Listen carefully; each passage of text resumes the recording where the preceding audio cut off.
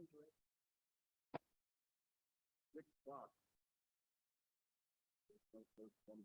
I call the order of the meeting of the Garden City School Department College Board of Trustees.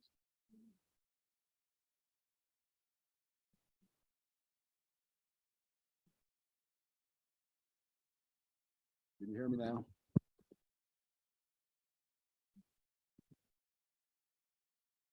Do what? It does it. Can you hear me now? Well, does it need to come up more?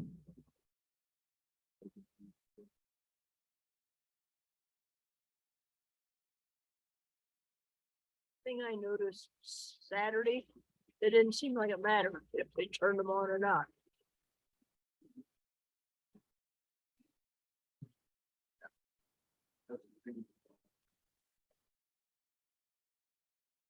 Yeah. Well, first thing.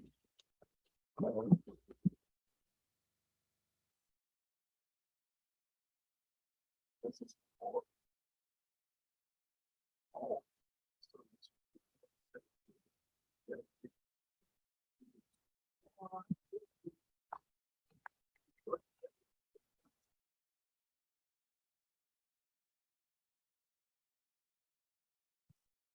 okay, comments from the chair. I really don't have any comments other than, Marilyn, would you like to say something?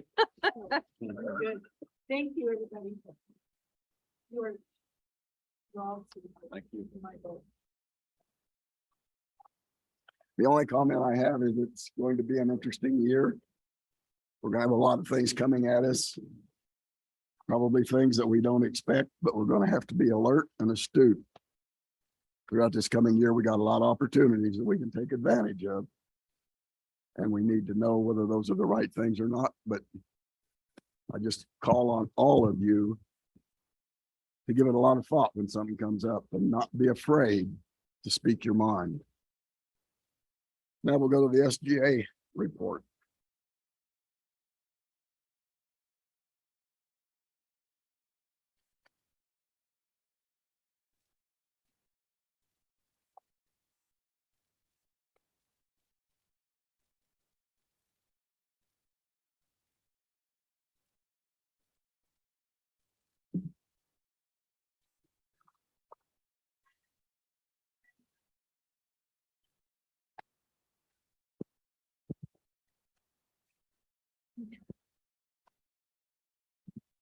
Hi, my name is Allie. I'm the Vice President for SGA. So for February, we have a game night this Friday down in the game room. We're going to be holding those once a month until May, because in the past, those have been pretty popular with the students. So we're going to continue those. And then we just started a new GCCC, the activities Instagram page called GC3 Activities. And this page is used to highlight clubs and organizations on campus that so we can help them increase their membership and participation in events. And then we're also planning a spring service project. We're not for sure yet, but we're thinking that we might go help clean up in the community, something along those lines. Thank you. Thank you. Tell me more about the team. Or anything to my show or how it's gonna happen. So we were thinking going down to the river to clean up some trash around there since it does get pretty cluttered. So yeah, we're not set on a date yet, but we are in the works.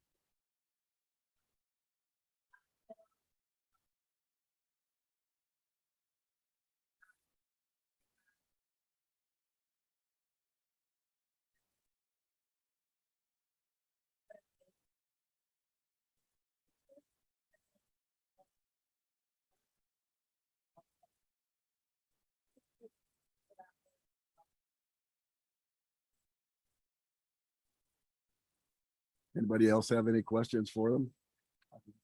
David? I know somebody needs help moving next week. That's Also, not a question. once it gets warmer, you plan on bringing back the bicycle program? Yeah.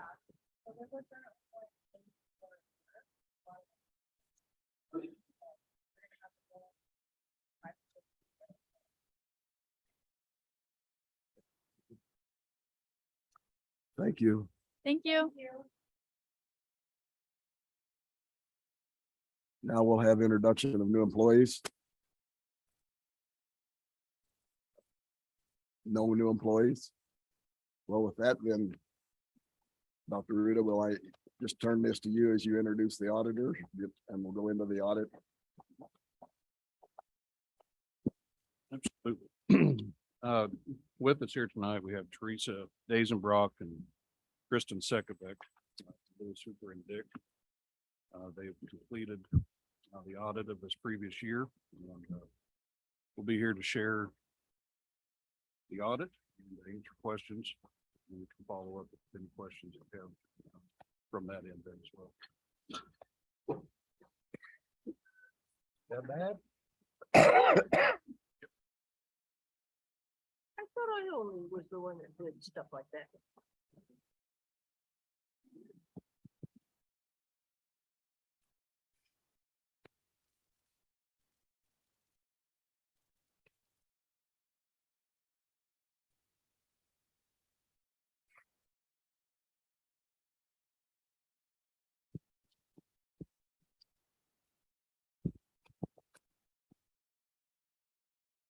I don't know if our slide good or not. I think maybe, does everybody have a paper copy? Okay, Which one? not the book. This one? Let's look at the picture. Oh, okay. They're a whole lot more interesting, but more abbreviated. We'll just go that route then and keep your meeting moving for you. Like Ryan said, I'm Teresa Dazenbrock from the Sekovic. Just to give you some highlights out of the audit report itself. This year, your report again includes 3 actual audit reports. The first one is our report on the financial statements themselves, and you'll see it in the bound book on pages, starts on Roman numeral 3. That is an unmodified auditor's report, so it is what we would call a clean opinion. I encourage you to take time sometime and read through it, as it does lay out for you and addresses what the intent of an audit is and the procedures that we follow and that management abides by and follows. And then it includes our opinion. And like I indicated, the opinion is what we would consider an unmodified clean audit on the finance. The other 2 reports are included further back in the bound book. Start on about page 81. The first one deals with, well, one of them deals with the question costs on your federal programs, your compliance with the federal grant requirements. And this year there were no question costs identified on the federal programs. So that was a good job for the federal funds knowing it's there. The report on compliance and internal control. We did have a material weakness this year at the college. And we also had a material weakness as a repeat comment for the Endowment Association. And Kristen's going to go through those when we get later into the slide. I'm ready for slide number 2. Okay. Can you explain what material weakness is? Material weakness is, maybe I'm going to refer to the letter for the formal definition of it. It's when we have a deficiency, or could be a combination of deficiencies that maybe hasn't necessarily resulted in a material problem yet, but has the potential that if the controls aren't kept in place and aren't acting the way they're supposed to act or process, You could have a material violation, a material misappropriation, some material breakdown in your control process that leads the college in a vulnerable situation. Like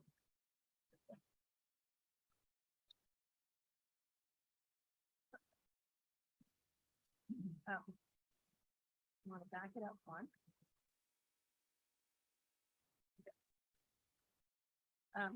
Highlights on some of the numbers itself. This is from your basic financial statement, start on page 2. What we would call the balance sheet statement of acquisition. The college's total assets this year, 2022, it's the highest we've been in a 10-year period. We ended at about 53.9 million in total assets. So that was up about 7.3 million this year. A large part of that increase is the construction and process that is going on, some of the completed projects.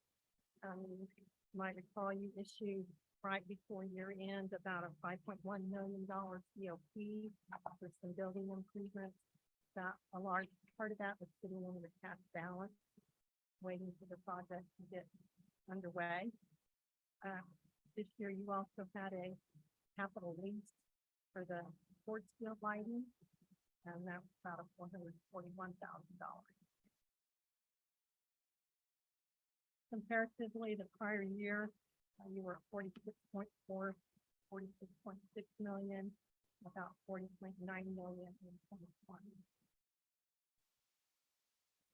The decrease that occurred in 2020 was a result of no big projects going on, no new assets acquired that year, but an increase in depreciation from the earlier years there in 18 and 17, and the additional depreciation added to the cumulative depreciation bringing down the asset. But we ended at the highest expenses last year. The other side of your statement of net position is on the next graph, the next couple slides, the debt outstanding here at the college. There's a lot of disclosures in your financial report related to the debt that starts on page 38, and then we summarize changes that show up on page 43. But in total, at June 30th, we had about 14.3 million in outstanding debt. That's a net increase of about 4.3 million. But as you recall, I had mentioned a minute ago, you issued 5.1 million in COPs at the end of last year that went into those numbers. The numbers that are presented here include both the principal and interest, so this is your total commitment. You'll see there, that first one actually pays out here in the 60 months, and that one is done with.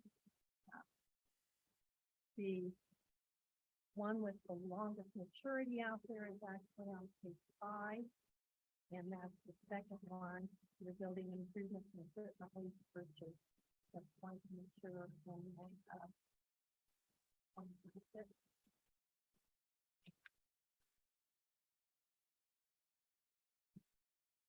So turning our attention then to the next slide, some of the highlights from the statement of revenue expenses, changes in that position that shows up on page 5 of your bound audit report and financial statements. The highlights from this statement as far as the revenues for the college's funds, the revenues are basically reported in 2 areas. One is your operating revenue, and we were at just over 11.6 million at the end of fiscal year 2022. And your operating revenues are your tuition,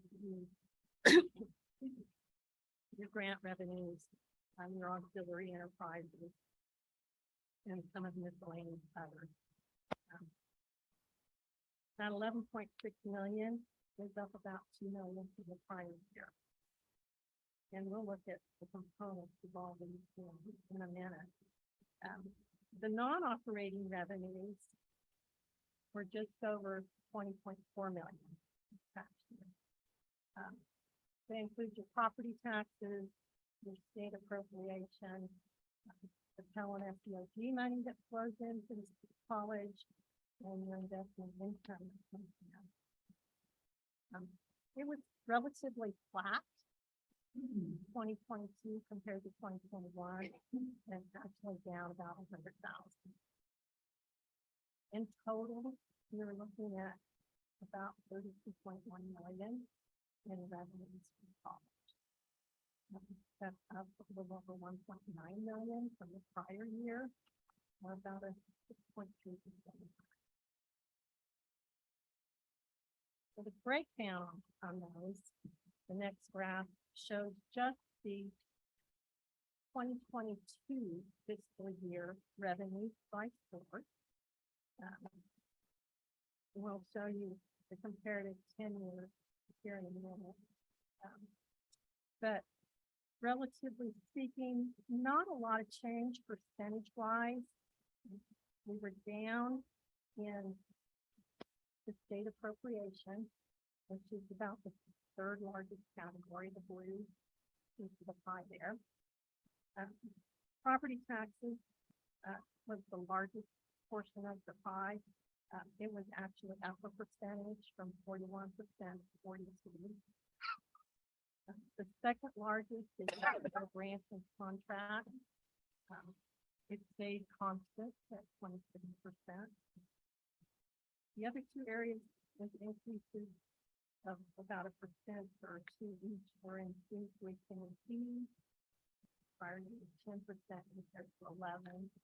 And then you can miscellaneous other 4% this year compared to 2% previous. Now the next graph takes those revenue numbers and gives you the trend with the dollars over a 10-year period. And you can see the largest portion coming in there is your property taxes. We were up in fiscal year 2022, up about $1 million, but the largest reason for that increase really was the increase you experienced in valuation. We had a good increase there, helped keeping the mill levy steady, yet brought in the dollars. And we're gonna look at some graphs with more detail on that. The dip that occurs in there in 2018 is a timing difference that affects 2018 and 19. So it really, there was more of a stair step up from 18 to 19. As far as the state appropriation, the third set of bars, those are stair step up. Also, the large increase that occurred in 2015 was when the papers obligation was booked with the state's cost sharing impact. We were actually down here a little bit in fiscal year 22 in revenues there, largely a result of the state appropriation down. In total, down about 116,000. The federal grant next to that there, you can see the last couple of years has experienced some rather large increases, mostly in the Department of Ed and Department of Labor, with the COVID money that have passed through the Higher Education Emergency Relief Grant, and some of the other grants. Through financial aid, also saw an increase here in some of those earlier years, but was down then in the most recent years. It has started to recover from the big decrease occurred in 2010. And then you can see student tuition and fees next to that has been trending upwards again now. Kind of did a reset there in 2019, but has been climbing again And we'll look at the comparison of the hours and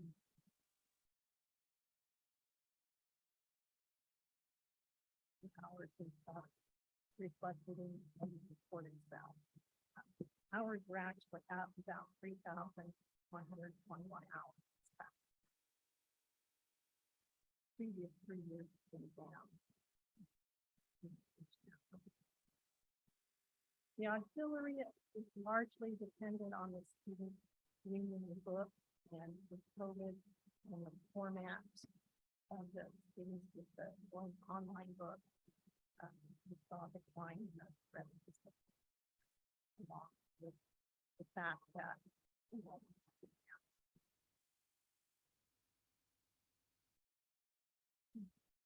the state operating grant then that impact state appropriations is on the next graph.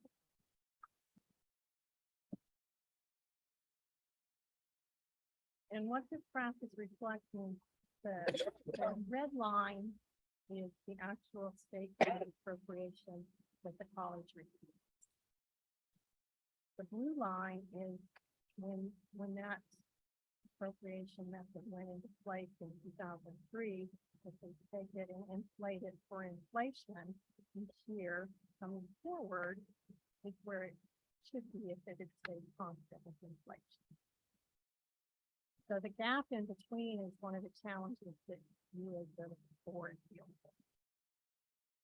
And as you can see in recent years, that gap has been widening and has gotten here in 2022 to the largest it's been. You're experiencing a $1.35 million gap in the state appropriation. So that still be with inflation where it should be. That's the equivalent of about $3.5 million on your fiscal year 23 value. And you can see as part of that, it wasn't just the inflation factor, it was also in 2022, there was also a decline in the dollars that they passed. Kind of a double.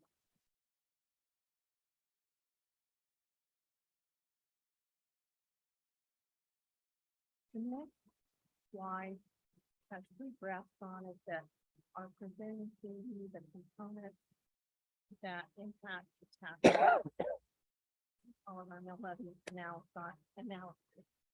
Assessed valuation over the 10-year period has gone from high there in 2014 at 532 million to here in 2022, the highest valuation the college has had at 544. Low was in 2016. Since 2018, it held pretty steady there for about 3 years, and in the last couple of years, we've been seeing more significant increase. And a large part of that is due to the oil and gas valuation as the dollar per barrel for the oil and gas has come back. With that valuation. The mills assessed then on the right are the second component going into the taxes levy. Now, I do want to point out that looks like a significant increase.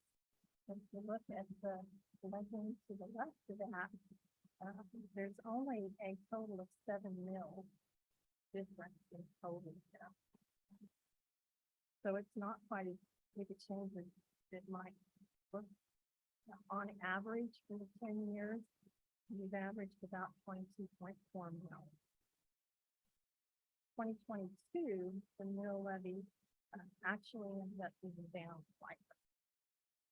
21 and 22 were both a little over 25 mil. 2020 about 24.6. Down just slightly there.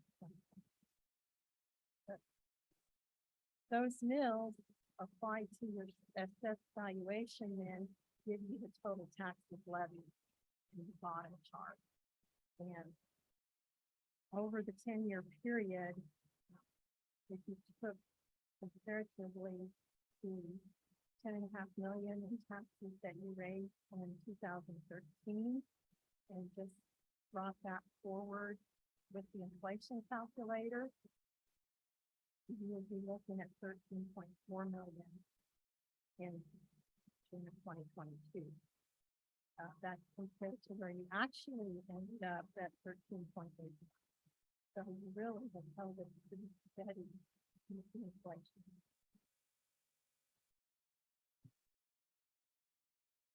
So that's how you've been able, that slight increase is what's allowed you to cover some of those losses in appropriation to fund your additional debt service.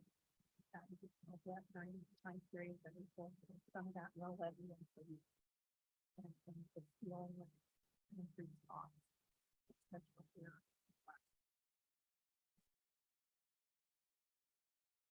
So that really brings us into the next graph, the operating expenses.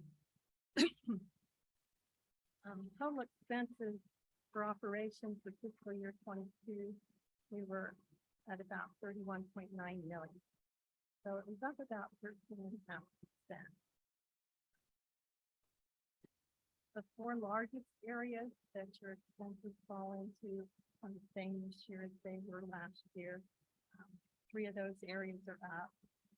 One of them is down. And the one that is down is the largest piece of the pie area, instruction area. This year is at 24% compared to 28% the previous year. Student services was up a percentage. It's your second largest piece, the green piece of pie. The red piece is your third largest, the institutional support, and it was up to 15% compared to 14%. And then operations and maintenance, the light purple, lilac color. We were at 14% compared to 13%.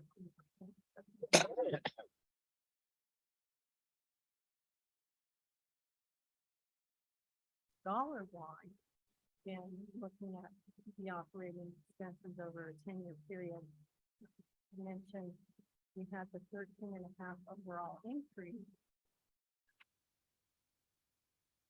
Percentage-wise, that equates to $3.8 million. Fiscal year 21 was up 1.9 million.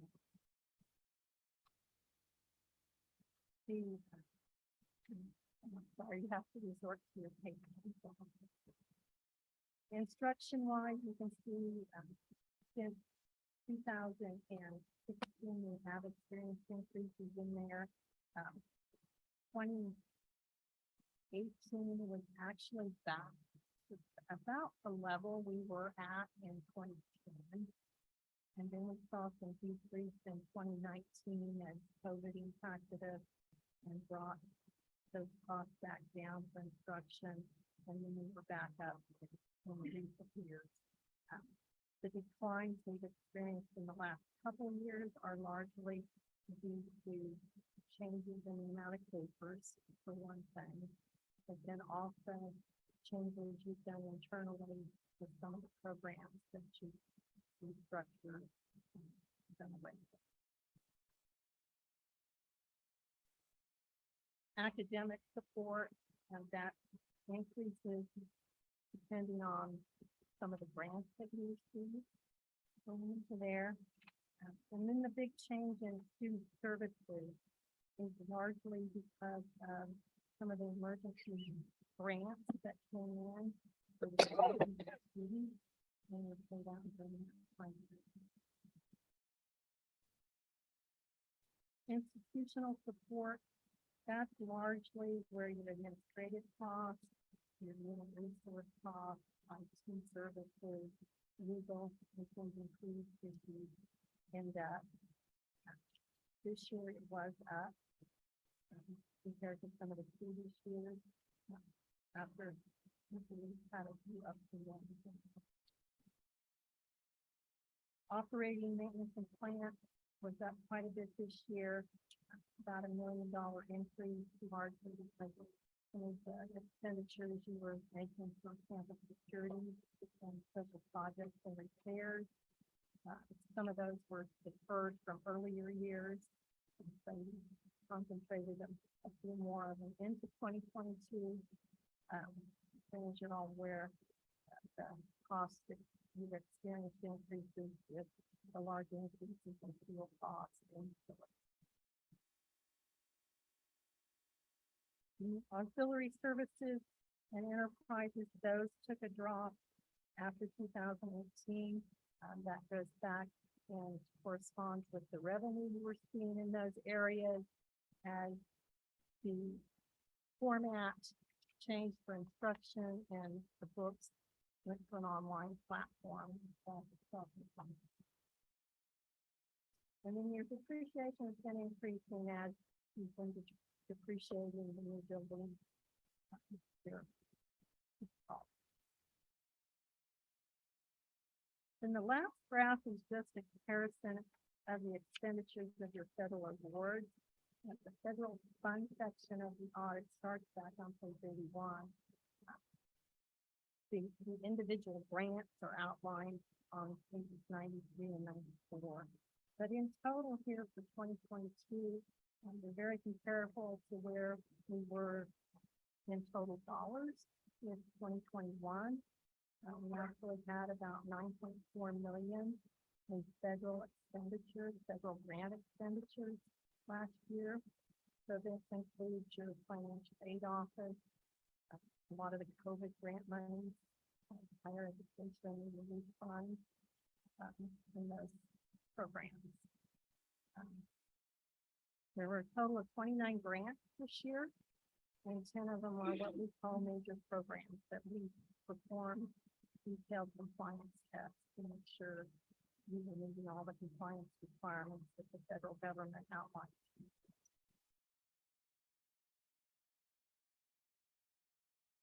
And having no question cost, I think everybody should be coming for that. But that was a lot. A lot going on. There were no question costs. Yeah, no question costs.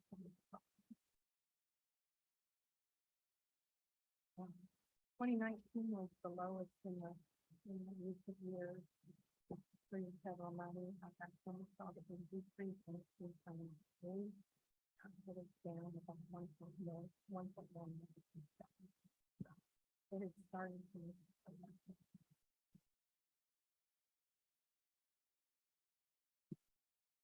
So that's kind of the highlights on the numbers and the audit itself.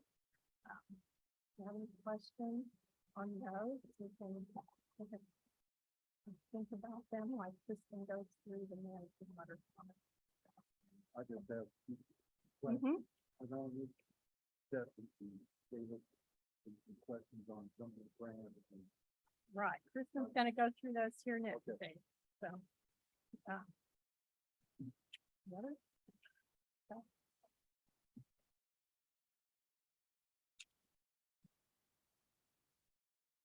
Okay, I'm gonna go over the couple letters that were linked with your financial statements. So the first letter I'm gonna go over is the one that David, you had filled out, the management letter. All of these comments we went over in detail with the staff involved when we're out for field work. And then we've also sat down with both Brian and Carla and went through all of them in detail with them as well. The first couple pages is what, it's the cover letter to the management letter. It's the same as it's been in the past. Towards the bottom of the first page, it'll give you a definition of what a deficiency in internal control is and when it would rise to the level of a material. Then if you're following along in the letter, on page 3 is where we know that we did have a material weakness this year, which Tracy mentioned earlier. We just recommend there should be controls in place over recording journal entries and encumbrances to help prevent or detect any potential misstatements that could occur in the financial statement process. There should be a process to approve any journal entries, and then once those journal entries are posted, then a process to review the impact of those journal entries. During the audit process, we did have to make several journal entries, to reclassify some expenditures for the grant. Reverse some encumbrances that were creating budget violations, and then also to record some year-end accounts receivable for the grant. So year-end process that we were fixing the journal entries during the audit process is why there was some material. Like I said, we went over it with Ryan and Carla both, and they're both in the process of developing some type of year-end closing process, review process, within that will help that in the future. And a lot of it has to do with just staff turnover during the year.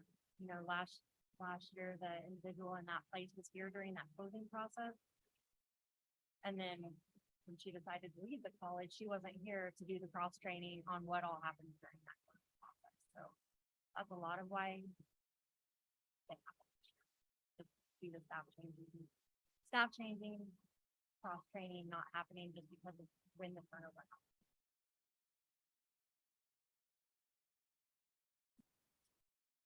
The next page, we have a few best practice suggestions that we had during the audit. The first couple under compliance with Kansas statutes were just immaterial things.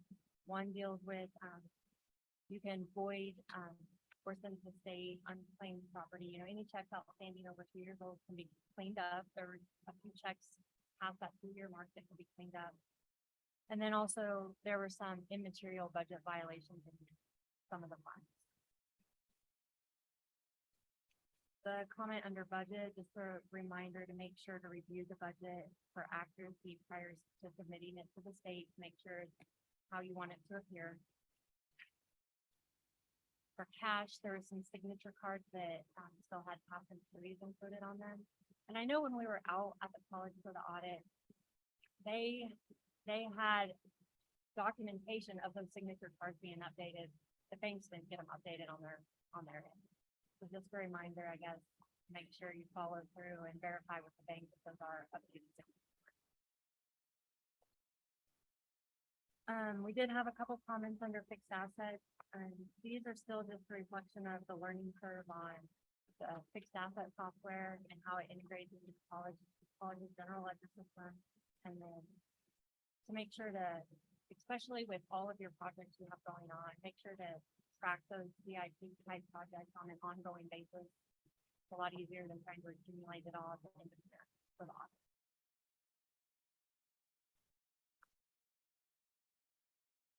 On the next page, we did have several comments that we had under grants. Like Teresa mentioned, there were no question costs on the grants. However, when you're looking at 29 grants and 11 of which were major programs, we did have to do best practice suggestions as we went through those. One, just a reminder to make sure any reports that are done for those grants, make sure they're reviewed and tied to the general ledger before they're submitted. The schedule of expenditures of federal awards for the CIFA that's submitted for the audit, reminders to make sure that it's reviewed for accuracy. It should only be the federal awards that are on it. I think this year there was a lot of state grants that were put on that schedule, and then also don't put any amounts that are encumbered, only the amounts that are actually spent for those grant awards should be on the CIFA. And then the last comment we had for the grants is just a reminder to the college to make sure to monitor any of those grant programs, the grant documents, make sure you're in compliance.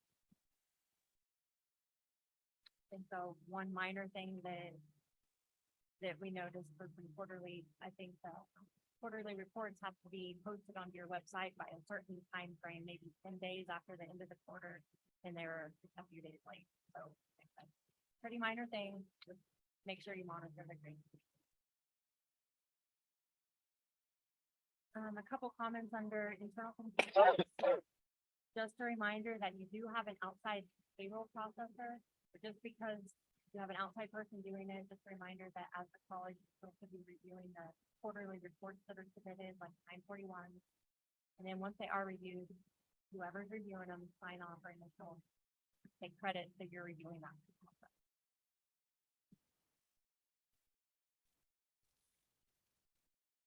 And then the last comment we have for the college was just to, make sure to have a process in place to monitor invoices that are received after year end, right after year end, just so they get classified correctly between what's an encumbrance, what's a payable, especially with all the projects that are crossing. And then the last few comments on this page were resolutions from prior year comments, the things that the college did follow up on and cleaned up based on last year's letter. And then we do have comments included in here for both the endowment and BOA.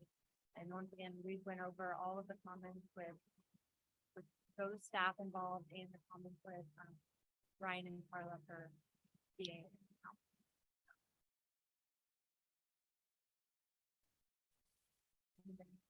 Questions on this? And saying all these efficiencies been taken care of.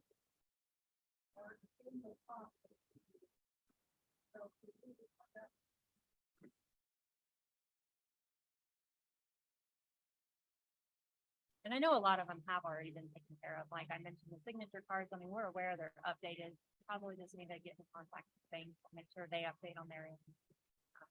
The year-end process, I think that's already in process as well, making sure all those things are done at the end, so. I was just worried when we talk about a few $1 million thing for the public.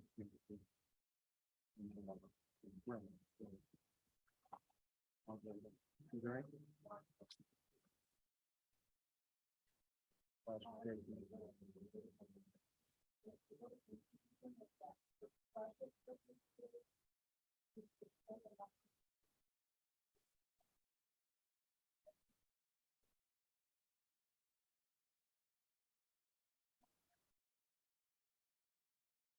Is there any suggestions to the board that we can need to do?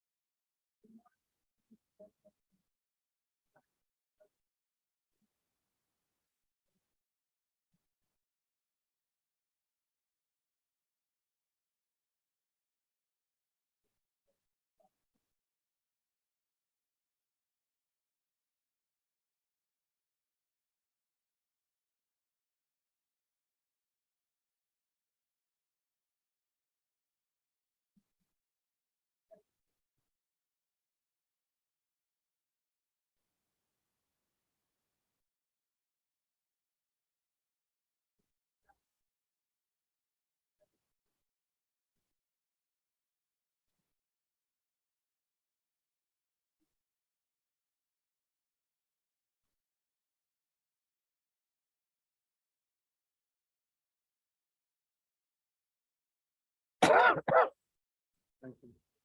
I direct a question to staff on, I don't know which page it is back here. It's under component unit, endowment association, material weaknesses. Under observations and recommendations. Going back to my banking history and days. Do we have a system where we are tracking when we pay invoices in some sort with the completion that we are paying for? Or is it just when they send in an invoice, we pay it and we don't really know whether the work has actually been done? I hope that's not the case. But I know if you had an interim construction loan on a house in the bank, you had a list there that told you what should be done by this point in time, and you go look at it. And if it's advanced in accordance with what's been done, you're fine. But if it's advanced over what's been done, then you had to find out what the problem was. Do we have anything here with all these, as I mentioned, all of these projects that we've got going? I'm sure we're on top of it. I'm not questioning that, but do we have a system in place that when they issue an invoice that we see that it's 40% done? Or We do. I mean, I'll answer and then let Carla as well, but the system that you're referring to there for specifically project-based areas is that we have pay apps that are submitted based upon completion and X percentage of completion of projects. So there are pay apps that are received, they're reviewed, they're analyzed before processing payment. But those do have some checkpoints there within the pay apps to where we can verify what's been completed and have progress reports as a part of that.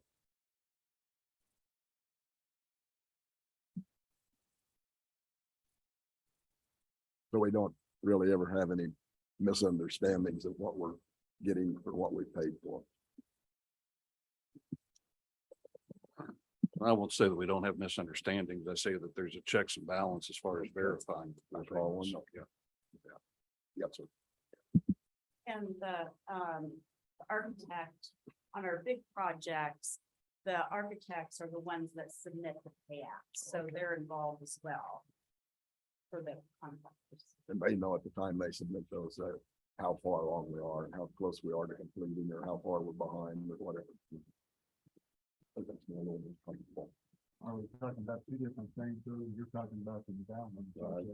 I'm just talking about observation and recommendations, internal control. I don't care whether it's endowment or the college or whatever. I'm talking about internal control. Yeah, I would say the majority of the challenges on the grant side were due, involved the STEM building and the encumbrances that the college has for obligation and some lack of understanding from staff as to, they see that obligation that you authorized, so they encumbered that project, that whole project. And like, they just mentioned, for financial reporting, you can't do that, so. But then, the other main one that we really struggled with was on adult education. We had a new director that, again, just learning curve. It's, we're going to change how, we have 3 funding sources for $200,000 that is impossible to manage, in my opinion. So we're going to revise that and have 1 expense budget with 3 revenue sources, so that, when somebody's being paid out of 3 different pots and and our payroll system doesn't allow us to allocate benefits. We can allocate payroll, but the benefit part can't be allocated. It just becomes really clunky. The outcomes for that grant are the same regardless of the funding source. So let's, we're going to simplify it. So, but again, nobody's fault, just not understanding how all of those sources come together. I mean, you're paying out of 3 different accounts. It's easy to get things mixed up, and I'm glad to hear that you have a solution for it. Yeah. That's, I guess that was my question really to begin with. Not to get moved. I think the other, a couple other points that I would like to make, and I appreciate the work that Kristen and Teresa and their teams do. This is not an overnight process. This is not a month-long process. This is a extremely involved process and one that I would liken very closely to an accreditation visit, that it happens annually. But as a part of that there, I think as we talk about it there through accreditation, it's continuous improvement. I don't begin to offer excuses. We're going to find solutions. But I think, as Kristen and Teresa indicated, the timing and losing a comptroller to retirement and the timing of that was evidenced. I think the other thing is, as they talk through this there, that I hope to shout never happens again, but with COVID, over the course of the last 2 years, we've had over $10 million that's been infused into Garden City Community College, and it's made some significant benefits and strides to students as well as technology and enhancing things that, would have been pushed down the road or would not have been addressed as quickly as what they have. But when you have $10 million that's being infused that quickly and with the parameters and the, you know, the constringents and the strings that are tied to that, it becomes a little bit more anxiety and stressful on the business officer as well. So again, I'm not offering excuses, but I am saying that we were a victim somewhat of circumstance, but there are solutions. You know, Carla's indicated to that there. I mean, you know, I think the work and ultimately at the end of the day to come away with, you know, yes, there are things that we need to work on, but to come away with an unmodified report, I think shows that in light of some of the things that may have been faced, we're still in a very good situation. Do we need to monitor? Do we need to check? Do we need to verify? Yes. But there are solutions. So, you know, again, I applaud the work of Carla and Kim, the business office, and everybody involved, because it goes even further than the business office and having those checks and balances on grants, the checks on, you know, when you're talking about oversight and looking into what's being approved, that happens on a daily basis with our directors, our deans, our vice presidents. So it's having everybody really kind of lockstep and key on what it is we're doing. There's continuous improvement plans. There's things we're going to check and look at. But I would also, you know, kind of conversely say, you know, on some of the auxiliary functions with endowment and BAA, there have been strides made over the course of the last, you know, few years to take what have been ongoing and repeat findings or repeat concerns that have been addressed. And, you know, I think that's a big part of what we have to do is we're not neglecting, we're not looking past this and saying, you know, no big deal, we got the audit completed, we're not going to handle this going forward. No, we're going to address and we're going to handle things when they occur, when they come up, and we're going to have solutions to ensure that we are moving things forward in the right way and able to answer the questions that are asked. So I would just, you know, I would kind of just preface, I guess, by saying those things. I'm comfortable knowing that these folks are involved, not on a daily basis, but maybe close enough to they know what's going on. If they see something that's not right, they're going to go to Carla, I would assume, and Carla's going to know it, or she already knows it. She's already working on it. I'm comfortable with all of that. I just wanted to make sure what I understood the situation and the system to be.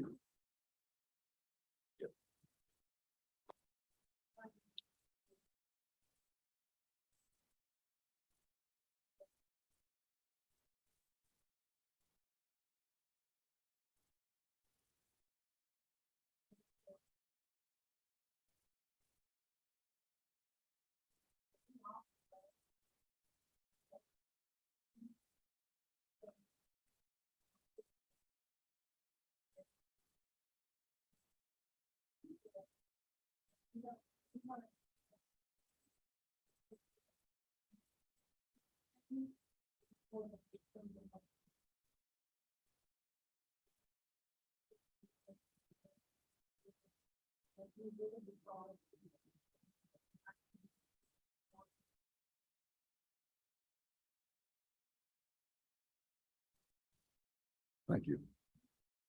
I recall too that we added some staff to the business side for grant money. We budgeted for it. It hasn't happened yet.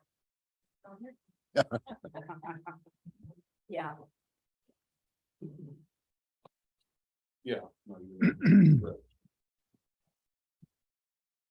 A lot of it's trying to find that right skill set. Right.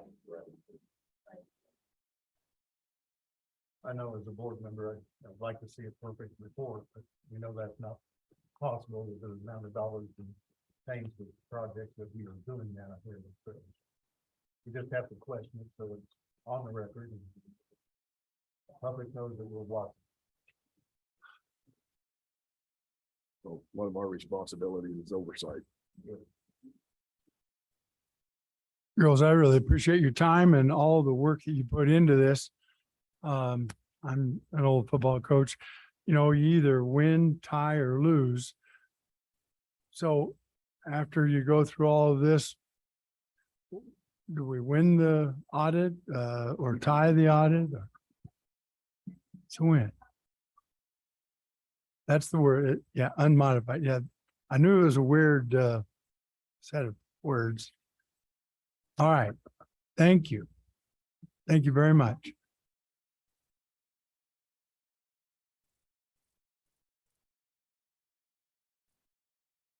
So required letters, part of the audit, the letter, you as the governing body going over our audit process.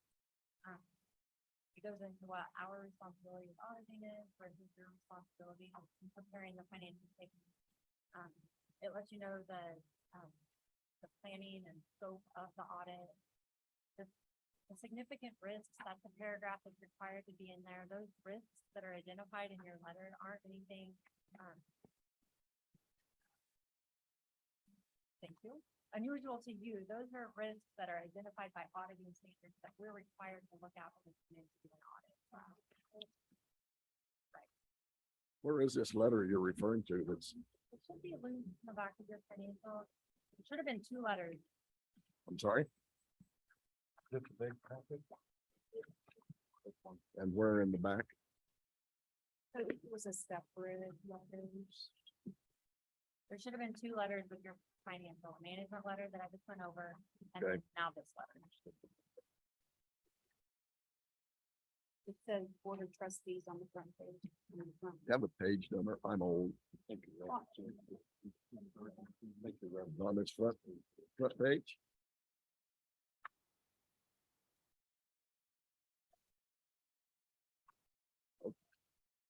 Okay, all right. Thank you. For significant accounting policy, you guys did have a change during the year as the college implemented GASB 87, which is just a change in how you have to recognize leases now in your financial statements. Due to estimates being based on management judgment, the letter lists the most sensitive estimates being depreciation expense, accounts payable, paper extension plan expense, and OPEB liability. And then also because financial statement disclosures could involve judgments, the most sensitive one with that would be the compliance. On the next slide, we're also required to accumulate any known or likely adjustments that are made during the audit process. So attached to this letter will be any past journal entries, those we become aware of, but they're so small dollar amount, we don't post them. And any adjusting or reclassifying entries, and those did get made for the financial statement. We let you know that we didn't have any disagreement with management during the audit. We weren't aware of any fraud.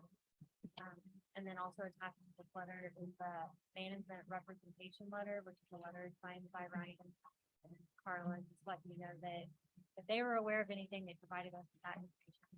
Related parties, contracts, any litigation, they provided us with that information.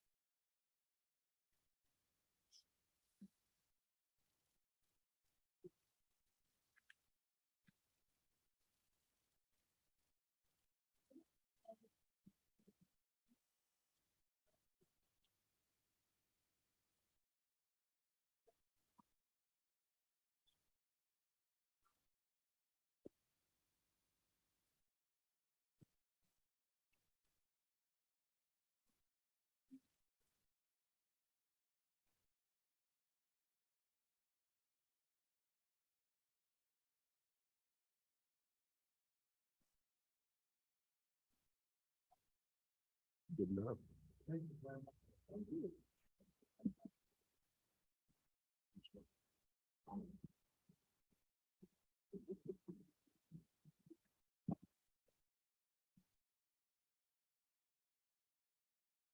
I believe we're ready to go into the consent agenda. I would draw your attention to the fact that the audit is one of the net items in the consent agenda when we vote to approve. And if that's something you want to set out, I would say now is the time to do it. Have you all had an opportunity to review the consent agenda? On the approval of minutes Mr. Chair, there are a couple of typos on the page. 15, in the principal information, you're not getting culture, but you're getting instructors for hire instead of fire. And then, and I may have missed some, I got sleepy. And then on ownership located, we talked about the Hutchinson live bus drivers. It's Hutchinson.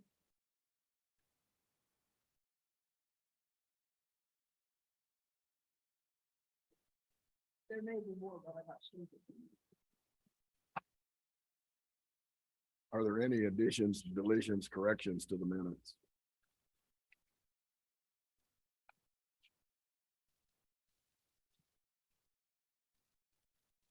Hearing none, I'd entertain a motion.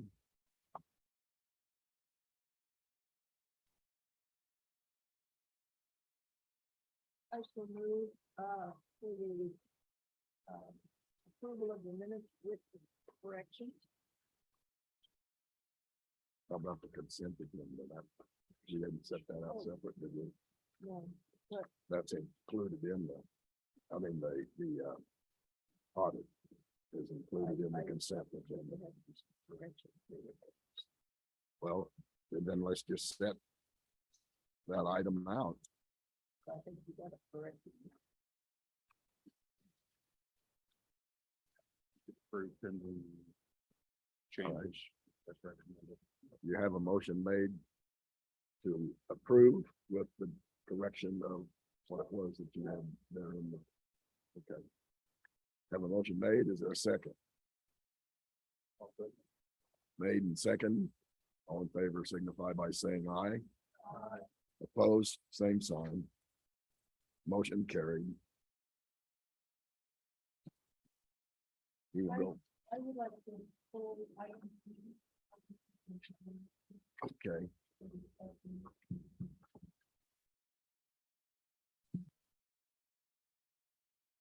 We will.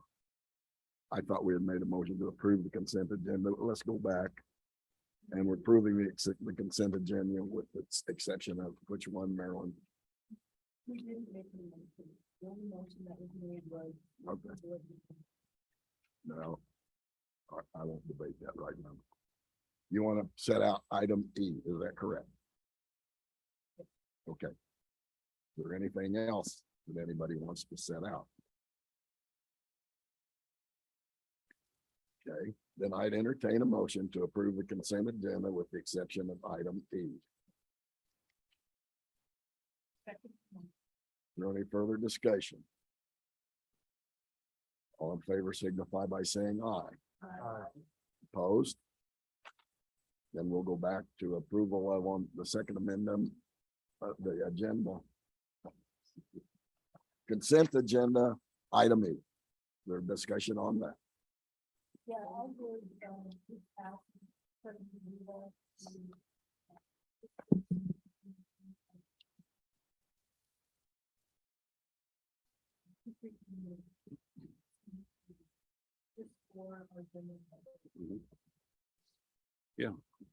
Happy to. Just a high level overview and kind of talking through each of the various aspects that are before you for consideration tonight. We do have recommendation on both tuition and fees, as well as room and board for this next year. Through conversations and analysis of data, and I'll reference, some of those items here as we go forward. We are recommending to the board to hold flat tuition at all levels this next year. So all tuition levels would remain level from this current year. Student fees, we are recommending an increase of $3 per credit hour on student fees, and that will be broken up in several different ways. Through conversations with the Student Government Association, who's the oversight body and governing body of students. We've had several conversations as we lead into this recommendation. One of the dollars, with the $3 increase, $1 would be going towards a new service that would start this fall called virtual care. Virtual care is a student only resource that provides 24/7, 365 virtual coverage for mental health as well as physical health. Many of our students, as we've had conversations and we look at feedback data, from years past, many of our students struggle with access to healthcare when they come here, may not have access to health insurance, and have limited access to being able to get into pharmacies. We do have, we're very blessed to be able to have Trish Miller here with student health. But again, this is more about looking towards how it is that we can enhance and augment services and what we provide to students. So this $1 in the recommended fees would go towards this service. This is, again, virtual services that are available to students in all 50 states. There's many benefits that come from this. One is if we have students that are traveling for the college, for the different activities they're in, and they are outside of Kansas. All 50 states have licensed practitioners that are included within this service. So even if they're down in Texas or Oklahoma, out of state, wherever it may be, they would have access regardless of where they're traveling to licensed practitioners. Again, if they are home at Christmas break, spring break, what may be, as long as they are an enrolled student, they would have access to these services. Mental health, really covers the gamut, everything from depression, anxiety, that they're experiencing. Physical health, again, it is utilizing these devices to where they can do FaceTime and be able to get on with a physician and do e-health services. And from that, be able to be seen by a doctor who also can call in prescriptions if needed to the pharmacy that the student utilizes.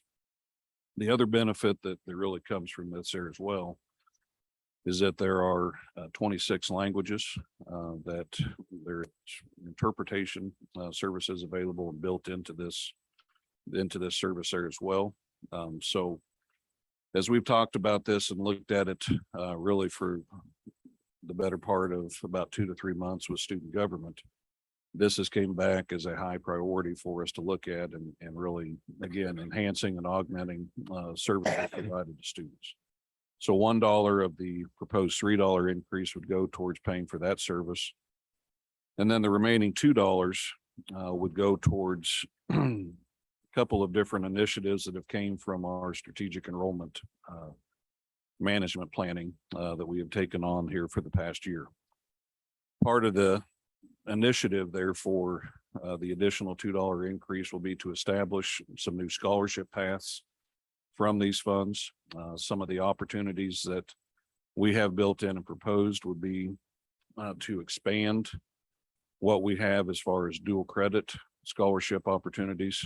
Currently, we only offer the scholarship opportunities to our Finney County high schools. So Garden City and Holcomb are currently the only schools that we've provided dual credit scholarships to.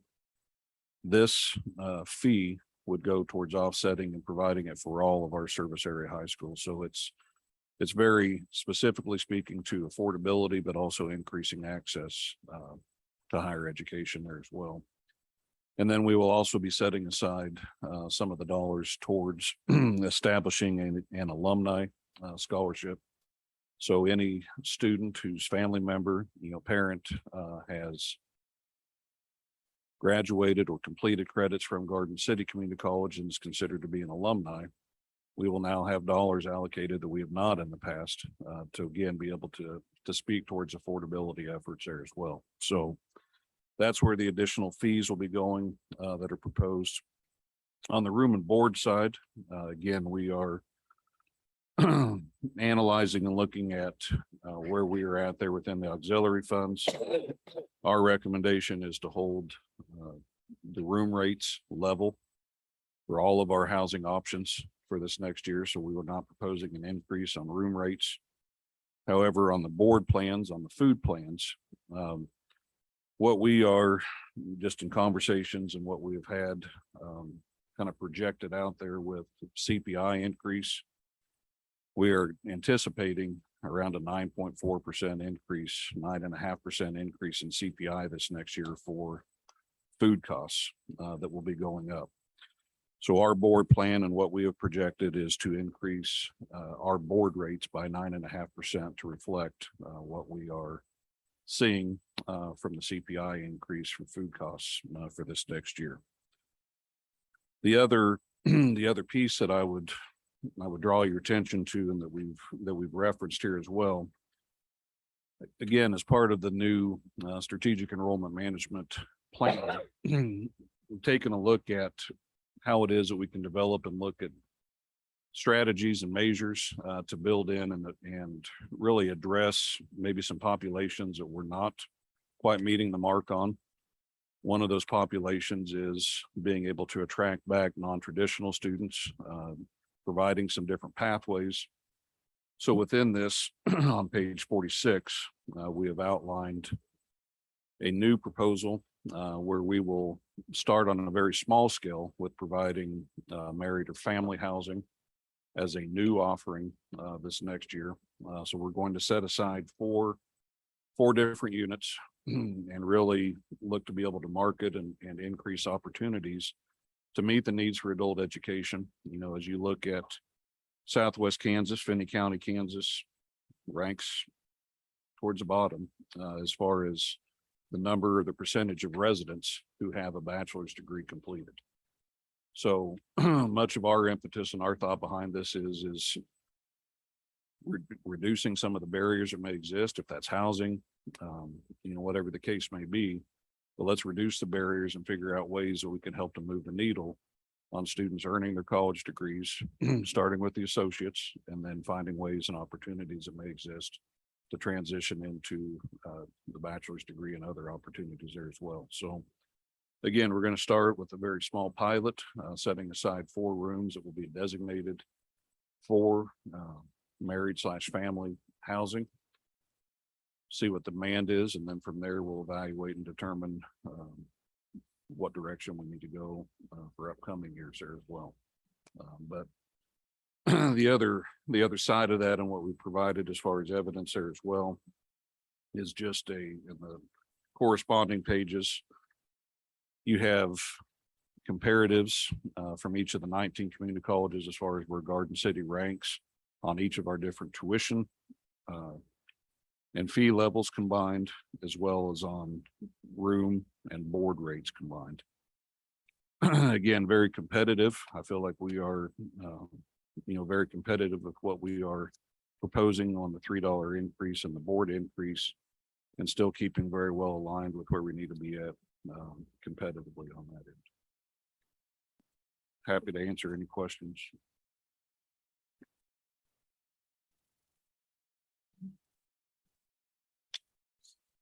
I don't have any additional questions. I guess I just wanted to express appreciation for the innovation in thinking outside the box for using those fees, and also for getting another somebody that we're trying to reach for making college more affordable and accessible. So I appreciate that. Thank you. I would say that's one of those really successful. Correct. Correct. Any more comments from this board? Not, I'd entertain a motion to approve item E in the consent agenda. Chairman, I make a motion that we approve consent agenda E. Explanation given to us. Have a motion and a second. Is there any further discussion? Motion carried. Well then, I will take a vote. Of all in favor, say aye. Aye. All opposed. Motion carried. I thought we had taken a vote 3 times already. All right, we're moving on into monitoring reports and ends, page 56 in your book. We do have Brian McCallum and Seth Oh, Priceland that are here for, it's not on there. well, they're here for the essential skills Okay. report. Yeah.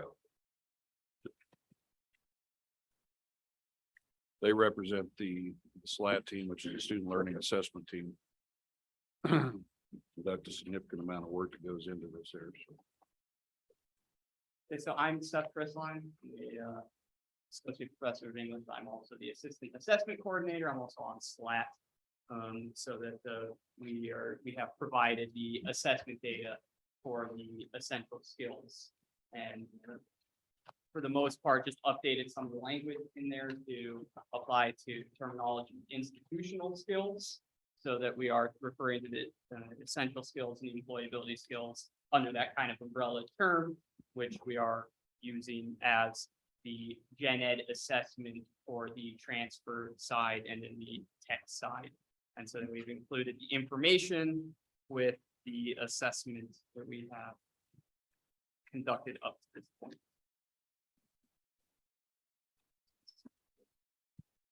Necessarily moving forward, what we're looking at, having managed the HLC visit this year, we didn't make many changes, but we felt it was better to make changes moving forward. We've recently been visiting programs and working with our LMS system, our learning management system, to get more participation from programs and be more robust in terms of both program and institutional skills assessment. Hopefully moving forward, we see a lot more data, a lot more movement towards using program and institutional skills as a part of our buoy to understand how to do it.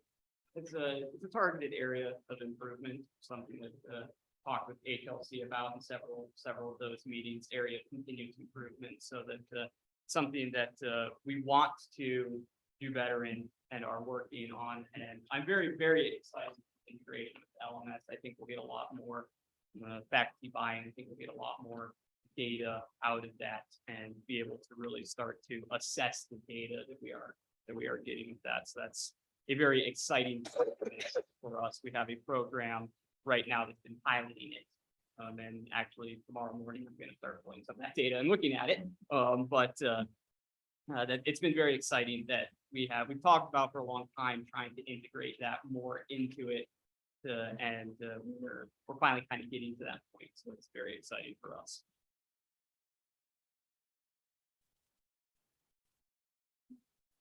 Yeah, I just have a couple questions to clarify.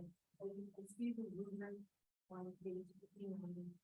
So I'm just trying to pitch this in my mind. Students are grading themselves on each of these subjects. Is that correct? No, so it's going to be assessed normally by the faculty member teaching that particular course. Sometimes with outreach and things like that, the assessment is not always the same, but it's generally the idea is to assess students who are assessing at program level. So program majors are assessed by those faculty, and we ask them to try and assess towards the end of their program, so that yeah, that is how that's assessed. It is assessed separately from grading, so it's not the same as an evaluated per grade. Often the same assignments, but using a different rubric to assess that. So it'd be assessed by faculty members in that program. If I can, So additionally, when we're looking at, let's say, a rubric, let's say for instance, cultural diversity, we would ask that each program look at the words and to adjust that based upon their needs. For instance, like for a nursing program or for a communications program, so that they can understand what a 3 or 4 might look like, given how they're teaching to their their students in their program at level. That all makes sense. So that's just part of the spirit of value rubric. It's part of it, openness when it comes to the. If I could just add one point of clarification, so that rubric or the results of page 59 that you're looking at are results over time for each of those areas. And then as you move into pages 60 and on, you'll see individual results for this year of those particular areas. And then toward the very back, and this is probably the lengthiest monitoring report you get in a year, representative of a large amount of crunching of numbers in Excel, that you'll see the standard rubric starting on page 66 with critical thinking, the standard rubrics that are used. And those are the value rubrics. Values, there's an S.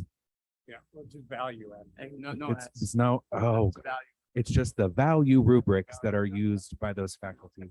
And then when our SLAT representatives talk about assessing these at the program level, generally our core curriculum or general education curriculum provides a point of introduction for these skills. And then as students move into their program level courses, these skills are reinforced and refined so that a nurse communicates like a nurse. A nurse thinks critically in the context of nursing. So that's what they're referencing when they discuss assessing at the program level and toward the end of that program.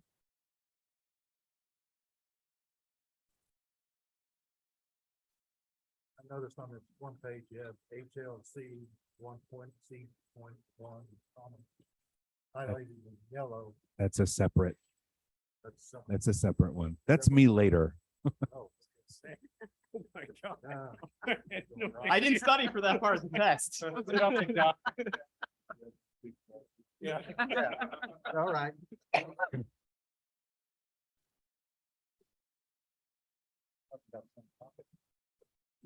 your job to ask questions.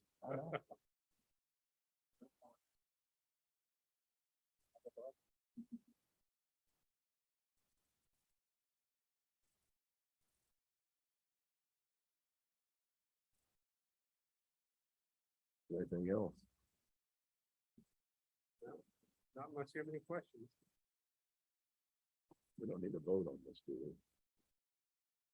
To accept it or accept If you're voting on a raise for Seth and I think you do need to vote. If you answer the question. We can work that. So I'm just gonna throw it out there for discussion. We've always talked that testing written skills, oral skills, critical thinking skills, is more to doable, but awareness of diversity and so.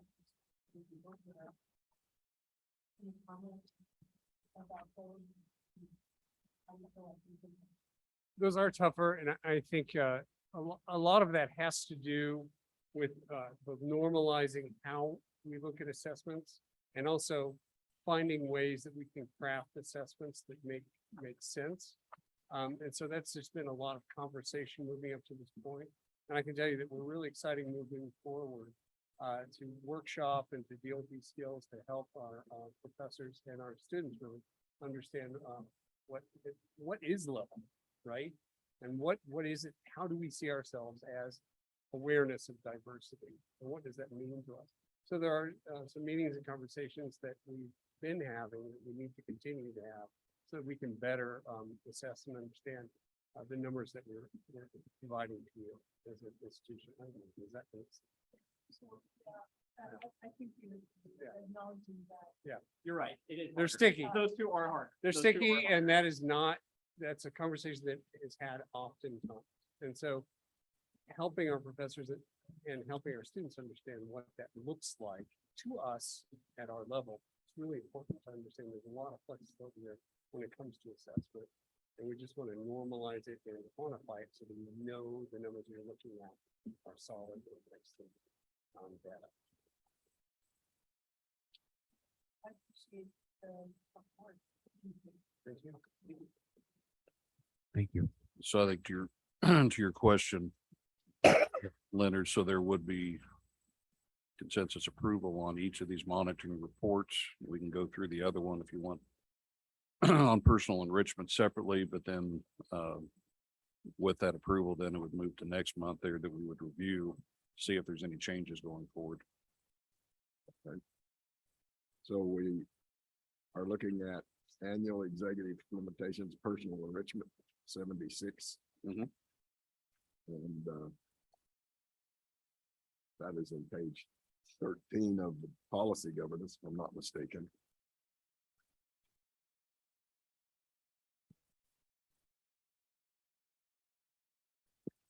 Anybody have any feelings one way or the other on this?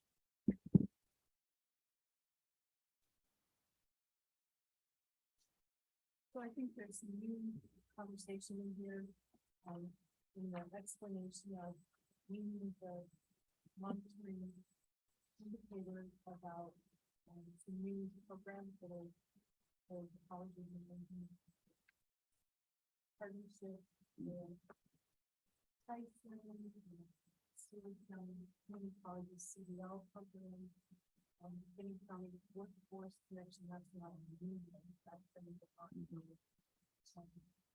This particular, and was kind of dropped off for a while, and now I appreciate that there's a piece about that. Really wouldn't know. Yeah, it's there's a renewed focus on this. I've been, as you see on page 77, some of the items that are planned as far as offerings for more of that non-credit personal enrichment. We do actually have an upcoming dog training class. So if you have dogs that need to be taught obedience or learn things there, that is an upcoming class. And this is just a list of several of the items. We do have a faculty member who's working specifically on developing personal outreach or personal enrichment and outreach options, just as an increased level of engagement there with the community. So these are just a few of the items that came up from conversations that we'll be looking at as we go forward. But I think, yes, I mean, the personal enrichment really it's encompassing a lot of different facets. So, I think the approach we took to this is really just to look at the variety of what's being offered, what's being discussed and explored, and try to project that within the report.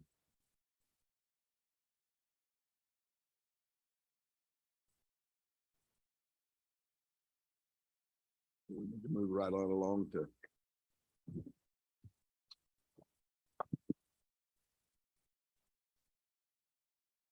review monitoring reports, annual executive limitations, information and advice. Page 81 in our book. Has anybody got any objections to what it says or ideas that they'd rather have it say? Improvement.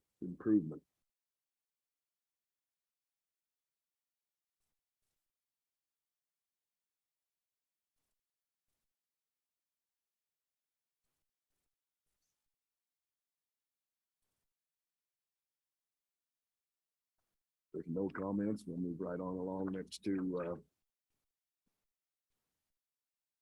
annual executive limitations, access protection for the policy governance. Page 82. I've always felt that this pretty well covered the protection of our assets, but if someone has a better idea, I'd welcome them.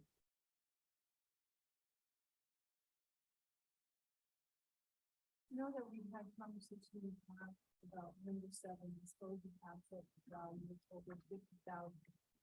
So the opposite of it is that can dispose of assets less than 50,000. Is that a word about who does that, or who just all that, make that call? It's identified in policy. Ultimately, Ryan makes the call, but it's coordinated through me, and also if there's if the items have been purchased with federal grant monies. And it depends on the fair market value of what the item is as to how we dispose of that on, if it's completely depreciated, has little value, it's not a big deal. That's not the case. It might be easier to keep it a little bit longer. So we don't have to send money back to the feds. They don't want any money back, but people are pretty good about, reaching out to inquire. For instance, Renee Carmichael reached out today, some pianos that they don't use in their programs, but students might be interested in purchasing them. What do we do? And so I referred her to the policy, walked her through that. Would it help to put something behind assets, specifying assets acquired by federal funds? All right, But we just have a different rule for federal funds. all right, That's, we don't define. good. Any further discussion? No. Moving right along to biannual general executive constraints. Page 83.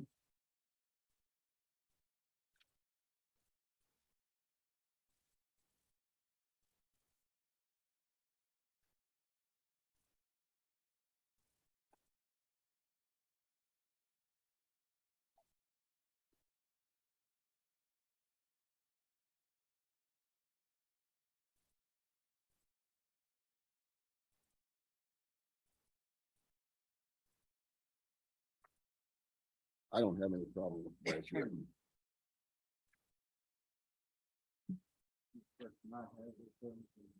Number 7 there, the values, the distance. Some other policies, yes, 150,000. That's still in line with everything.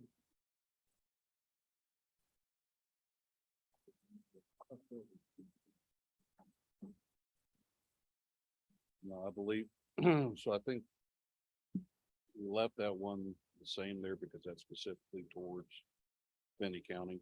The proof right is considered within that threshold. So consideration is given. So the change that was made there to increase the overall purchases, we still kept this the same so that there was local buying power.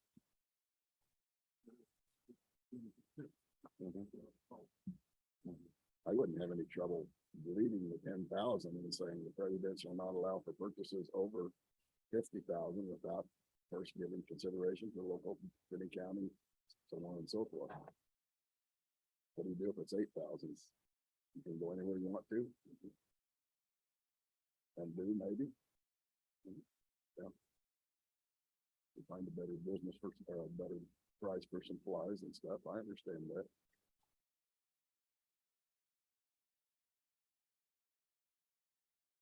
You take that out, that still allows it.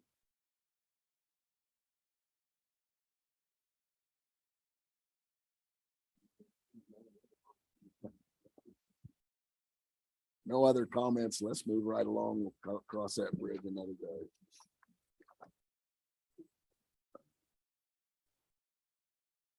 Let's see, we're down to open comments from the public.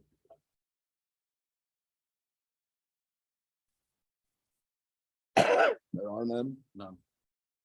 Not having any? How about the president's report? Yeah, several things to just highlight. First of all, just wanted to give congratulations to the College Quiz Bowl, our beloved Quizzards.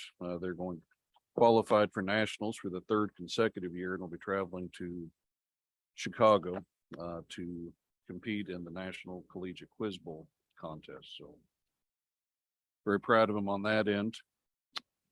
Also just wanted, I think we'd mentioned this in press release, but just wanted to draw attention to this as well. Fall 22 honor rolls were released.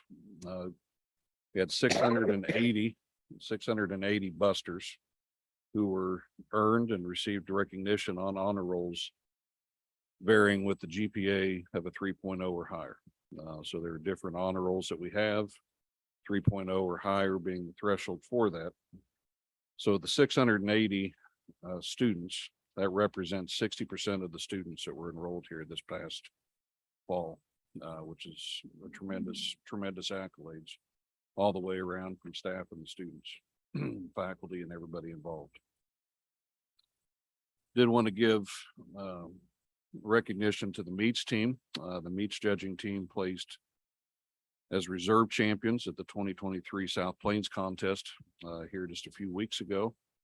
Had multiple students who placed in each of the different areas as far as beef grading, pork, that end. So again, just continued strong showings there from the meets team. Our Phi Theta Kappa all Kansas academic team, want to give recognition. Each community college selects 2 students who will be recognized here later this spring in Junction City. 2 students from Garden City Community College are Keaton Harden and Nicole Ruda, who have been named to, I don't know how she got in there, but yeah, takes after her mom, I guess. Thank goodness. Yeah, that's definitely what it is. But again, just a lot of that is based on academic achievement, leadership, and community service. So congratulations to both of them. I did want to highlight a new partnership that the Garden City Career Connection Academy has established with T-Mobile. They've partnered in order to be able to expand remote learning opportunities within our service area. They will have free iPads and high-speed internet. They'll be loaned up to the first 20 students who enroll from Hamilton, Kearney, and Scott counties. And the students within that program then can take GED courses, ESL from the comfort of their own home with the provided iPads and Zoom technology. So tremendous outreach on that end. And then finally, just wanted to draw attention to the fact that our robotics and mechatronics program was approved this month by the Board of Regents. So now we'll send that along to HLC and the Department of Education for the final approval process for financial aid and accreditation. And then Thursday of this week, we will have our computer support specialist program going in front of TEA for approval, with it going onto the Board of Regents agenda in March. So reaching the finish line on those new programs, and Mark has asked me that we hold off on new programs going forward here for a while, just to have some reprieve. Yeah, so I think for the spring semester, we're done. All right, I have just a question at the top of the report. You talked about unenrolled students. Uh-huh. Of them are on campus. So the question is to you, Colin. How are the other 40% and what do you do to help them? Colin doesn't ever get an opportunity to talk, so. You get too much. Well, that's funny that you asked that, because we just had a discussion this morning on some things that we can do in student services to help with the retention, to help with the persistence, and with the GPA. And I think it all starts not only on the student services side, but the advising piece. Just building that relationship and making sure that students have the resources that they need. And also with the faculty, they do a lot of advising. And so it's just one of those things, building that relationship. What are the barriers? What are the things that we can improve on? How can we help? And I think just that communication, especially face to face. I think that's the big one that we can do. And we just talked about that this morning. What areas can we improve on our end to improve the GPA, the honor roll, the graduation, and persistence on GPA.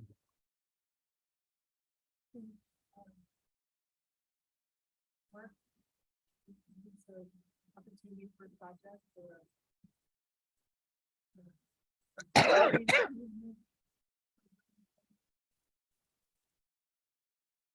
it- Initiative. I think it is, yeah, initiatives, lots of them.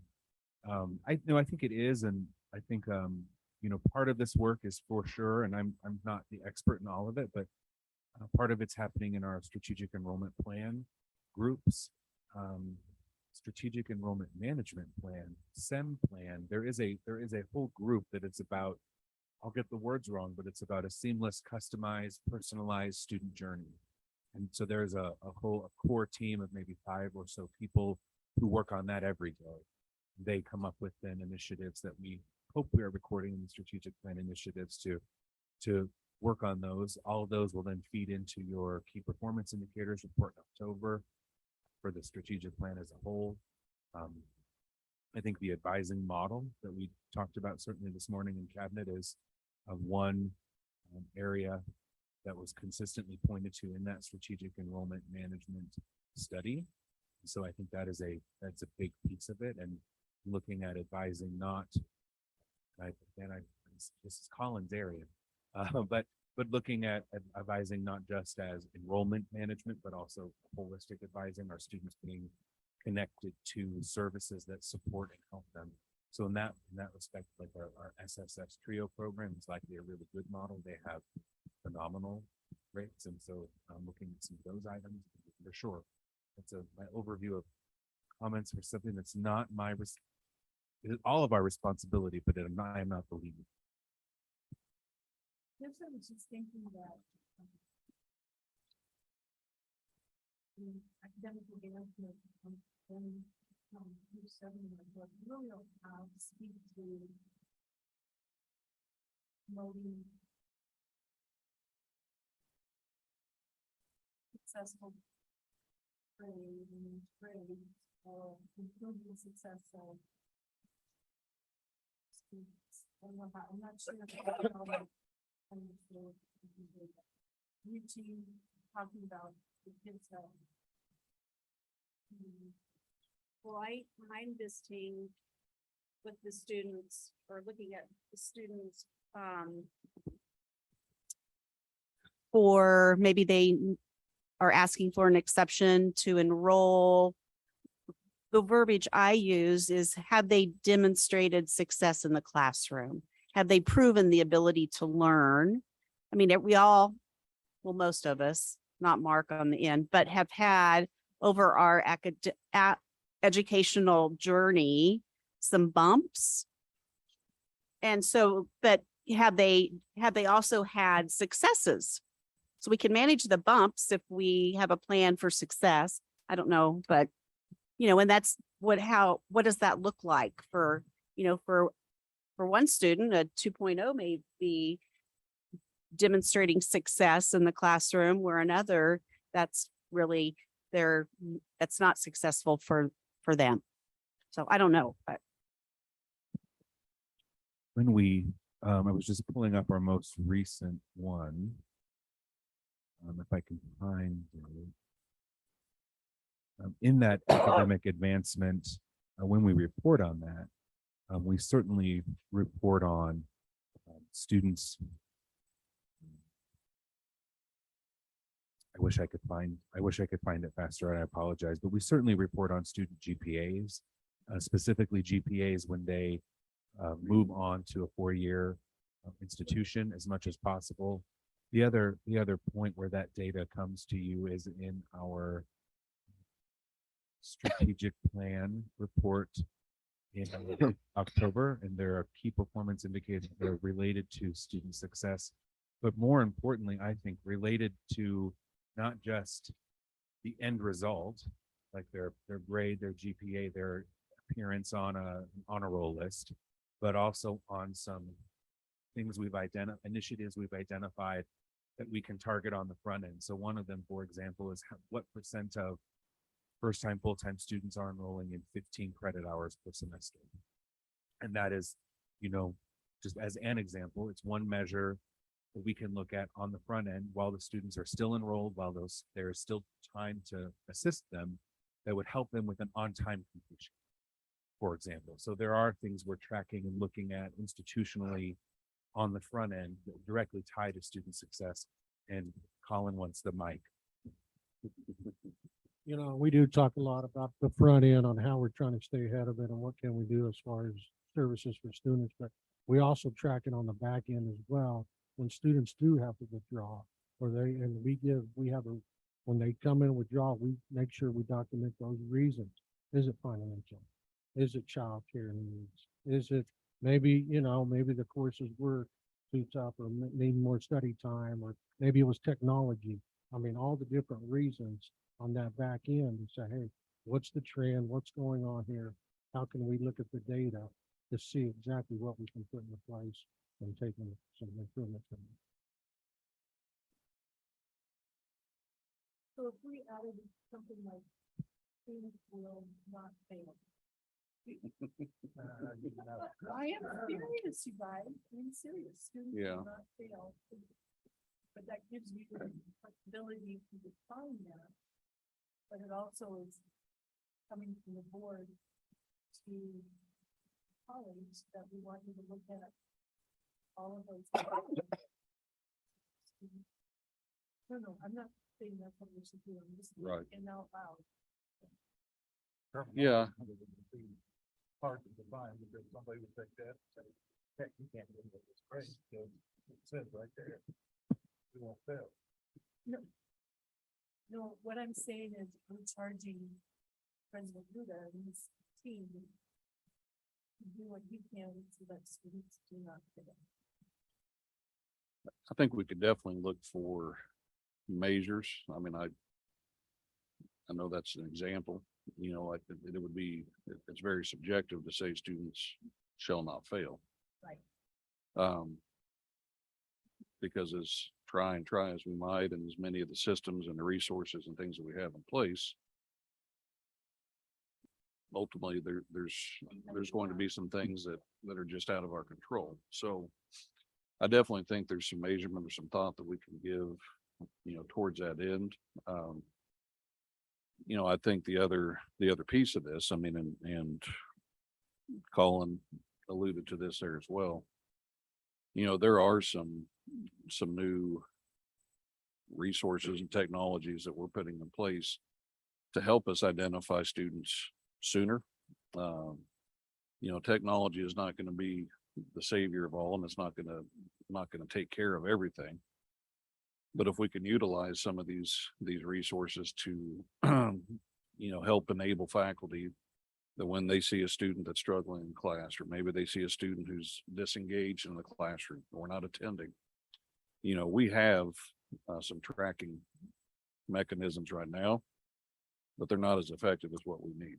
So we're in the process of implementing some things that will be much more robust, and help with being able to address and kind of to your point there, I think, keep students and a higher percentage of students on track towards student success. Again, I mean, the goal is to graduate every student who comes to Garden City Community College.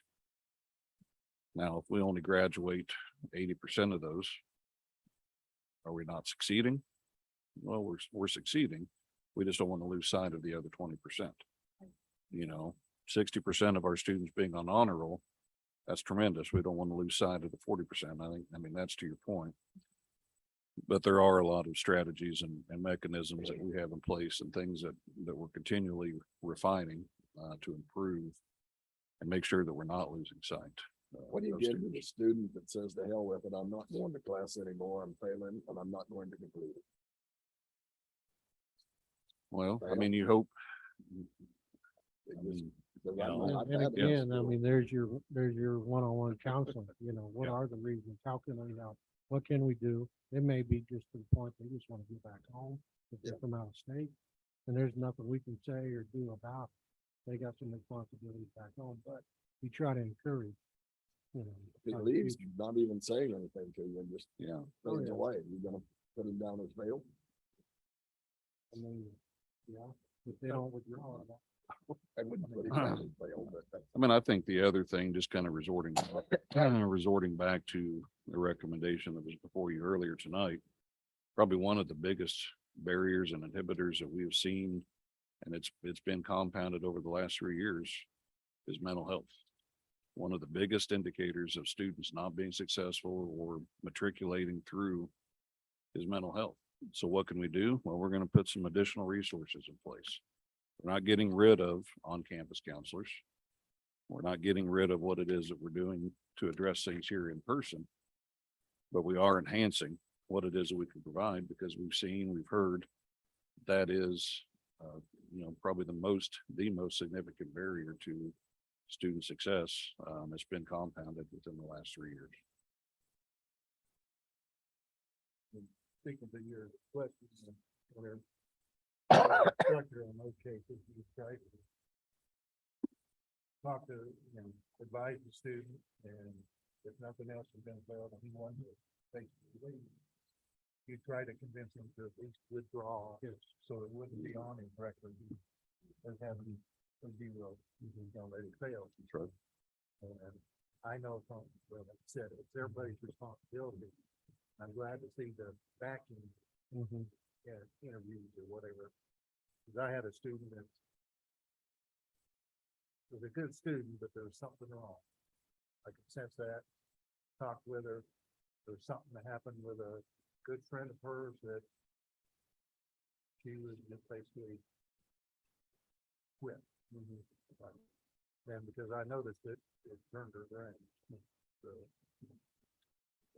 And there Give are that times, yeah, and there are times when we find out somebody just got up and left. If we know who it is and if we can get a hold of them, we try to do that. That way those Fs aren't on that transcript. That's right now, they just might be in a dark place. And we don't want that to hold on Fs onto this transcript for their future. So if we can get a hold of that student and say, hey, I understand things are tough. We need your permission to say, you're done. We'll help you get out of these courses and withdraw. And so those are kind of extra steps you try to take. I appreciate the conversation and I leave it in for Mhm. Mhm. Yeah, no, I would welcome future conversations. Moving right along, Benny County Economic Development Corporation. Another Economic Development Corporation held its annual meeting on the 26th here in Logan, AV8. At that time, Dr. Hannigan presented a new development that he's part of located behind the theater.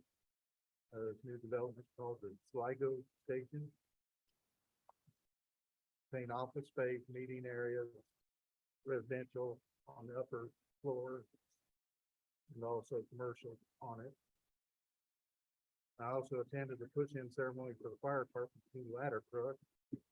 That truck has a 100-foot ladder, which would basically cover the Sligo, being 5, 6 stories. There's also been discussions with Newman University about bringing 4-year degree programs on several disciplines in Garden City. There's actually going to be 3 meetings tomorrow, in 12:06 here in this, is that downstairs? Be here in this room. Oh, this is 12:06. I didn't know which one. Okay. And I believe it was discussed that they would be located north of the college, and possibly in the Sligo development. But there's 3 meetings, one from 10 to 11:30, which includes ag business, accounting, business management. 11:30 to 1 is computer science, education, criminal justice, social work. 2:30 to 4, respiratory care, RN, DSN, and sonography.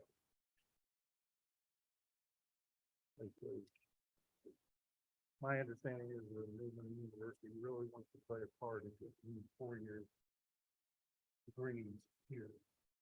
And work with us. We're not still a moment of it. Save Faculty Senate. Are you ready?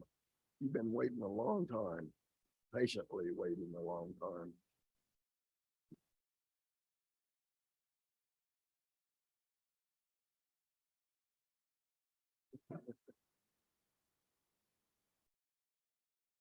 for all those out there in Zoom world. There you go. Well, we have continued to work on increased communication with the coaches and the faculty, so thanks especially to Mark Malone and Mike Philosoph and their assistance in facilitating a contact list for us to be able to connect with each other a bit more quickly while we're waiting for Navigate to be put in place. So that's been really helpful just in catching some of those 40%, right? Who really, I think it does come down to communication of all the people who could potentially intervene in finding the right person to work with that student. Or multiple people to work with that student, often is the case. So that's been, I think, going pretty well. Lots of investment on both sides in making that work. Senate has been reviewing procedures for professional development funding, so with help from IT, we're putting together a new online form for those requests, which I think will make that go very nicely. And we are continuing to review instructional policies this semester, and so we're just kind of working our way through some policies that haven't looked at in a while. Don't have anything else unless you have questions.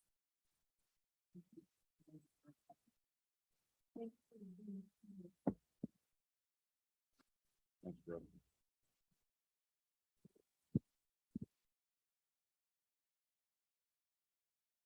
Not to overstep, I know that Beth, you want to do your report?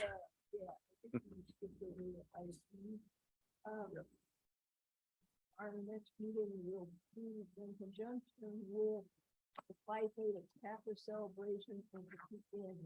The thing that disappoints me about this is the lateness and the fact that it's not in the weekend. We short our students the opportunity to go up to the Capitol, do the tours, shorts us as well. And I know there's not anything we can do about it except suggest to the Phi Theta Kappa that they think seriously about making it earlier like we used to and have it. Other than that, I didn't really skip it. HLC update.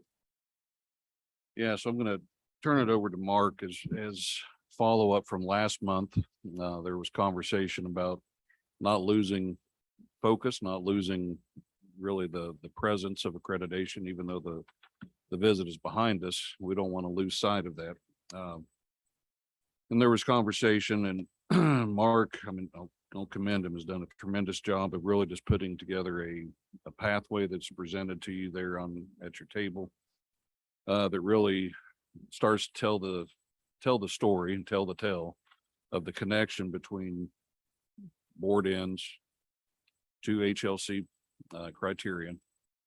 And I'll just kind of turn this over. This is some tremendous work that he's put together there just to help with, again, connecting those pieces a little bit more succinctly. So we'll get started here. We can advance the slide a couple times. There we go. One separate update is that we have confirmed that our final action letter, our final report is going to the Institutional Actions Council at HLC on the 27th. And then we should have a public action letter after that, within several business days. And if we haven't heard back by March 6th, we should reach out to them. So we'll look forward to that. Nothing has changed with the draft report. We again anticipate a very positive response. But just so you all know, we should have real results by the time the next board meeting happens. So we were asked to the trustees did last time raise the kind of the desire to maybe better understand their role in ensuring that the college isn't falling behind on HLC. So I'd ask for a time to come up with a way of demonstrating the linkages that already exist. So if we can advance the slide 1. So the system of policy governance that's established right now is really very similar to HLC's assurance argument system. So we have set standards from the board. And then the institution, the administrative team, Dr. Ruda, work to provide data or evidence to assure you or prove to you that we are meeting the standards that the board has set. So that those systems align already. So much of what HLC requires the college to prove is already covered under the umbrella of the board's policy governance system. And I'll provide an example here in a second, with the one caveat that there is this means ends distinction. So most of the time, things are covered by the board's overarching guidance. So, for example, in criterion 3 for HLC, that really deals a lot with educational and student programming. The board does not get down into the weeds of how educational programming is done. That is specifically designated to the president and to the team that he puts in place to ensure that that's happening. So that's just the brief example of that means ends distinction. There's a lot that HLC asks for that is very much in the weeds from the board's perspective. But that being said, we can advance to slide 1. There's a lot of text on here, so you also have the slide handout that you can take with you and read more specifically. But this is the specific example of a linkage. So policy governance requests that, or really states that the president shall not cause or allow any practice, activity, decision, or organizational circumstance which is illegal, imprudent, in violation of business and professional ethics. And number 2 there says, shall not allow actual financial conditions to jeopardize or compromise the ends. And then number 11, the president shall not fail to have a college-wide strategic plan. And so in this specific policy title, we can find those similar things asked for by HLC. So 1B2 says that the institution's educational responsibilities, or the ends, really should take priority over other interests, such as generating financial returns, contributing to a related parent organization, etc. So by asking for or by placing into existence this executive constraint that the president shall not jeopardize the ends, is really saying that those ends, essential skills, personal enrichment, economic development, academic advancement, that those are the priority of the institution. So by having this in place, you have helped to strengthen HLC and by monitoring for those things. And the college-wide strategic plan, there are several elements of the HLC that are kind of focused on this institution-wide look at continuous improvement. So we maintain a regular practice of program review, and the last step for those program reviews officially is to come to the board for your comment and understanding, looking specifically for continuous improvement. We are pursuing educational improvement through goals and strategies that improve retention persistence. You are looking for those continuous improvement things. You're looking for data and evidence that helps prove to you, but also to HLC, that we are following these regular practices of program reviews of continuous improvement. So those are, the purpose of this slide is just a really specific example. We can advance one more slide. We'll get into the documents that you have. So for your study and consideration, you have in front of you this criteria for accreditation. This is all 73 things that we are asked to prove to HLC. So you have this as a reference so you can read the specific criterion, and then we'll advance one. We can advance the slide one. There we go. You also have then this kind of grid document that goes through all of the policy governance. And then on the far right-hand column,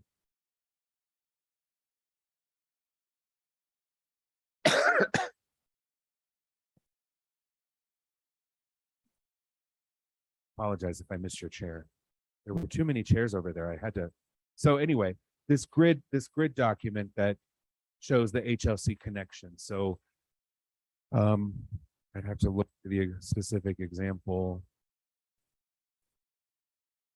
Doesn't necessarily matter, but you can see that the mission, having the mission that connects to HLC 1A1, 1A2, 1A3, 1B1, 1B2, and 2A1. So you can kind of go through that and look up the specific language HLC is requiring. Not every single HLC criterion and subcomponent is mentioned because again, there's some weeds elements, right? You set the end for academic achievement, not necessarily in the weeds of how we get there, other than we should do it ethically. The third document you have is a sample of what you might be able to do in the future with your policy governance, where you're something for you to think about if this is what you would like, if this meets your needs, but you have your basic policy title, but underneath where there is an HLC linkage, you can see an HLC linkage highlighted there for you. So that is the work that I asked for some time after the January meeting to look at. I'm happy to answer any questions or concerns you might have, or of anyone else. But I do think there's a substantial amount. Our assurance argument this last time around was substantially improved by going into the policy governance and looking and pulling in the specific evidence that the administration provides annually. So there is a strong system here already. I would leave you with that. Yeah, and I think, I mean, again, just commending the work of Mark. I mean, what this really is a crosswalk that shows the alignment between policy governance and HLC. And I think, from the conversations that occurred last month, it was really, we don't want to lose sight. Do we need to have HLC updates on our monthly agenda? And if not, how do we ensure that we're still tracking and staying on course with accrediting? I think this crosswalk, in my opinion, gives you the examples of where it is that we're having those check-ins, semi-annually, annually, quarterly, where are we having those check-ins to ensure that there is a constant alignment that's occurring. This is something I'd welcome feedback there, but I think the story is really told there to where, my opinion would be is as we have this developed the way we want, that we include this within the trustees manual. Just as, again, another reference piece, another reference document there that you can have and be able to refer back to on that end there as well. But happy to answer any questions or discussion. Dr. Malone, putting these things in our policy governance, would that sit HLC visit? That help them to go right through it? I do think it would. This entire conversation, I think, is helpful for that. It shows that the board is continually interested in its oversight role, that it is engaged. That helps in criterion too. I also think it could help in, when you're reviewing a monitoring report to know, but that's a question you could ask them. How are we doing with HLC? Right? Or what evidence are we pulling for HLC? Or, just helps keep the awareness of your mind that this item connects directly to the institution's continued accreditation. And so it's just keeping that awareness front of center. And not every board policy touches on something for HLC, but a lot of them do. Not every HLC requirement is covered, but a lot of them are. So I do think it would help. It's certainly a sign of continuous growth and improvement in the institution's practices coming from the board. That's my assessment. Would be a I am sign just of one effort human. on our part. I echo what you're saying, Dave. I really appreciate this work. You made it look easy. Good job. This is the fun stuff when I am not in continuous meetings and I can just sit down with some music and play. Yeah. brief, they like to incorporate this into their policy governance document and refer to it as we hear the monitors. So that conversation is reported in our report minutes. Which leads evidence to continuous work on HLP process. How do we do that? To accomplish that, is that when we review those monthly? Does Mark come back with what's on the cover or? If we do that, we're going to be changing every month. When we go over month, the most of things.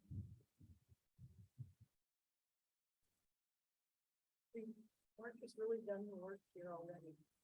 Or else. One path forward, if I may, is that Jody could, I mean, so you're not, so in this example, this draft example, I mean, adding the, the specific HLC linkage does not fundamentally change the existing language. So I would maybe recommend looking at a draft at least of the manual with the linkages in there. So you see it when you're reviewing that would be one step forward. Yeah, and I think, past practice has been that on an annual basis, we're going to collate all of the updates and the changes that have occurred throughout the course of the year with policy governance. Take those and put those together so that we have an annual new governance manual that reflects those changes. So I think we can work on that, and then typically each July 1 is kind of what our goal is, to be able to have the updated policy governance manual reflective of any wording or changes that have occurred, available to the board and changed on them. And I would also say, just a class off from this, sure that we get. Yeah, and the policy governance. Yeah. Mhm. Yeah.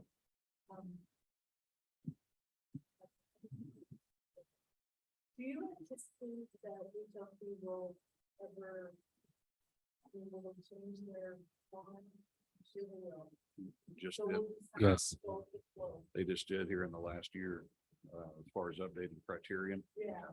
Now, it took them more than a year to make those changes and implement them and get feedback and so I don't anticipate soon, but for sure in the future, hopefully we have several years of call.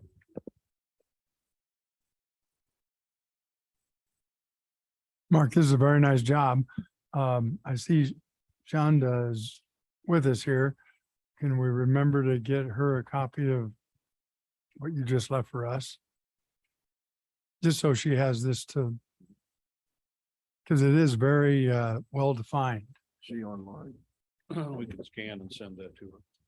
I am here, and I will make sure I stop by and get a hard copy too. Great. Now, thank you, Mark, for explaining what the meant. My earlier question, where I could find the answer. So maybe we could, as a board, we can direct Jody to go ahead and make That would be fine. changes if you're okay. Yeah, I'm fine with it. I think it needs to be done. You got your orders, Jody? Okay. Okay. Got anything else, Melon? Okay, We talked about the board self-assessment. Yeah. Last month, and I. that's, New ones. I was going to explain that I've been remiss in bringing new ones. And that you had, some of you had updated, you thought it might be, and we could all look at it and go through it and decide if that's what we want to do.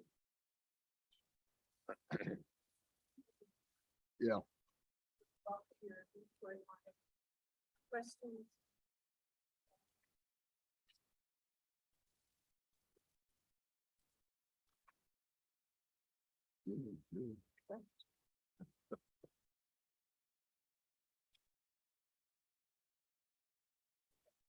So we did, I did mail two of those questions, number 5 and number 11. I didn't put any total question on here. And then number 9 was the one that I wanted to hear your opinion about. 1 through 8, I think we all approve, but number 9, the focus of student success was evident when the board discussed the input. So it's just a little exercise in us remembering or being reminded that we're talking about student success, because we talked about that as a focus last year. So tell me your thoughts about that. Yeah. Good example. I think I'd like to fill mine out and bring it back. Rest of you can figure it out. I haven't really sat down and thought about it. I think there's things that need to be changed, but I'm not real sure what they are. Okay. Would you like a month to think about it? Yeah. Next board meeting, and I would challenge each of you to come back with changes that you think it should have. If you want to, go ahead, but you're gonna have another one to, why don't you take it home and go over it and bring it back next time? Look at it, see what you think. Are the things that need to be changed, deleted?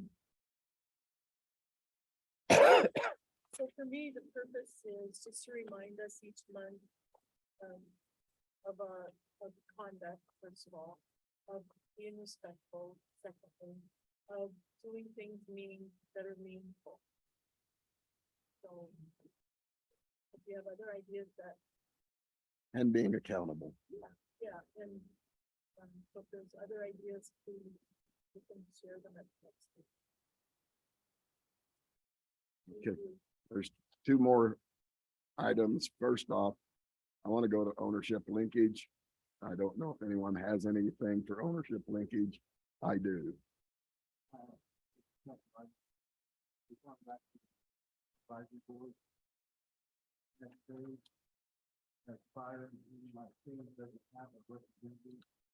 I put my name in notes and say, oh, you want to mess with the combined with criminal justice.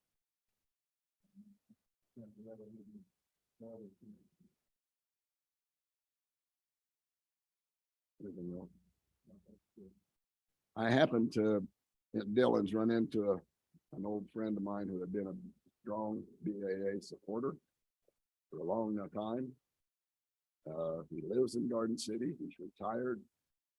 And he got on me. He said, I like to go to track. When I went to track, but he said, I could not stand the music that was coming out with the vulgarities and all that was being spoken over the loudspeaker. He said, if that's what it's going to be, he said, I don't have to be doing that. And you all would know him if I tell you his name right now. You can tell me I could use his name, but I was over at baseball Saturday and Sunday, and there were no trash cans out. People looking for something to put their trash in, no trash cans. Up here behind Kosha had grown up and died and was sitting there, just like dead weeds. That hill should be a place of attention, and it looks like, and I know we've had some dry weather, and I know we're short on help and all of that. It didn't take a minute to pull kosher weeds out. And it doesn't take a minute to put trash cans in there. I went around and looked for trash cans myself, but I could not find them. And I want to build that baseball program into something more than it is. And I support the coach that we got. I'm not coming down on him at all. I just think that there are things that we need to do to spruce things up for the baseball field and the softball field. And I want to leave when I'm sitting up there in baseball and hitting the music. Is I'm up there and all I want to do is get out. It's so loud. And I'm an old person and I admit that, but it's so loud that I don't want to be there. I'll go home and watch TV. I don't know. I know that they'll say it's for the kids, it's for the students. And I understand that, but if it's for the students and the kids and it keeps fans away and supporters away, then who's it for? So I'll leave that with you, Ollie. That's all I have. And now we want to go to the executive session. Is that correct? Sir? Mr. Chairman, I move that the board recess into executive session to discuss potential properties to be acquired pursuant to the open meetings exception for preliminary discussions relating to acquisition of real property, acquisitions of real property, and that our president, Dr. Ryan Ruda, and vice president Carla Armstrong be included. The open meeting will resume here in the Scott Aviation Endowment Room in 10 minutes. That shouldn't take more than that. Okay.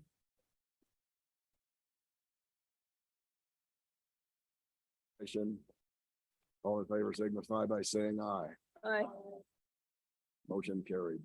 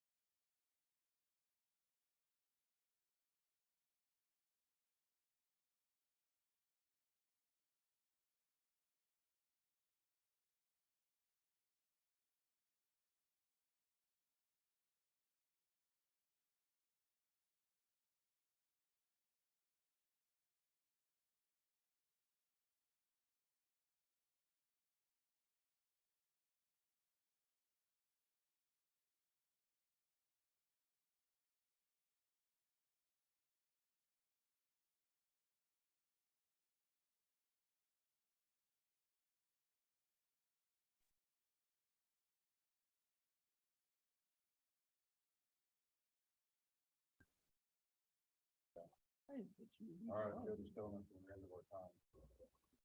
We're adjourned. We are adjourned.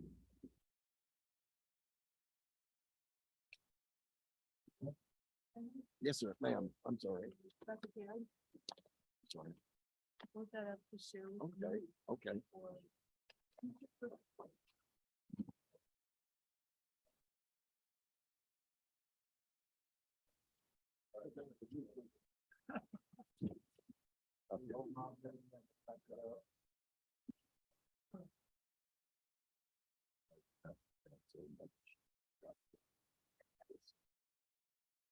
I got it.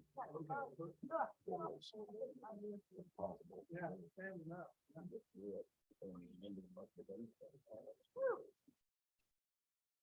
Just for your knowledge, I'm gonna try to do these reports. Yeah, and I'll send them to Jody. Sometime before he doesn't have to take that. I'll visit with her. That's just what I do. Okay.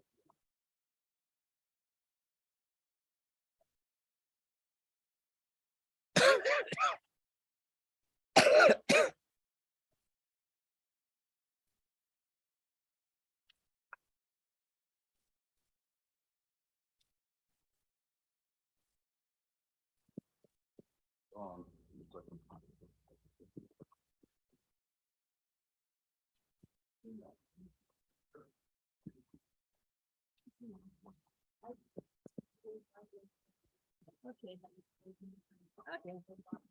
All right.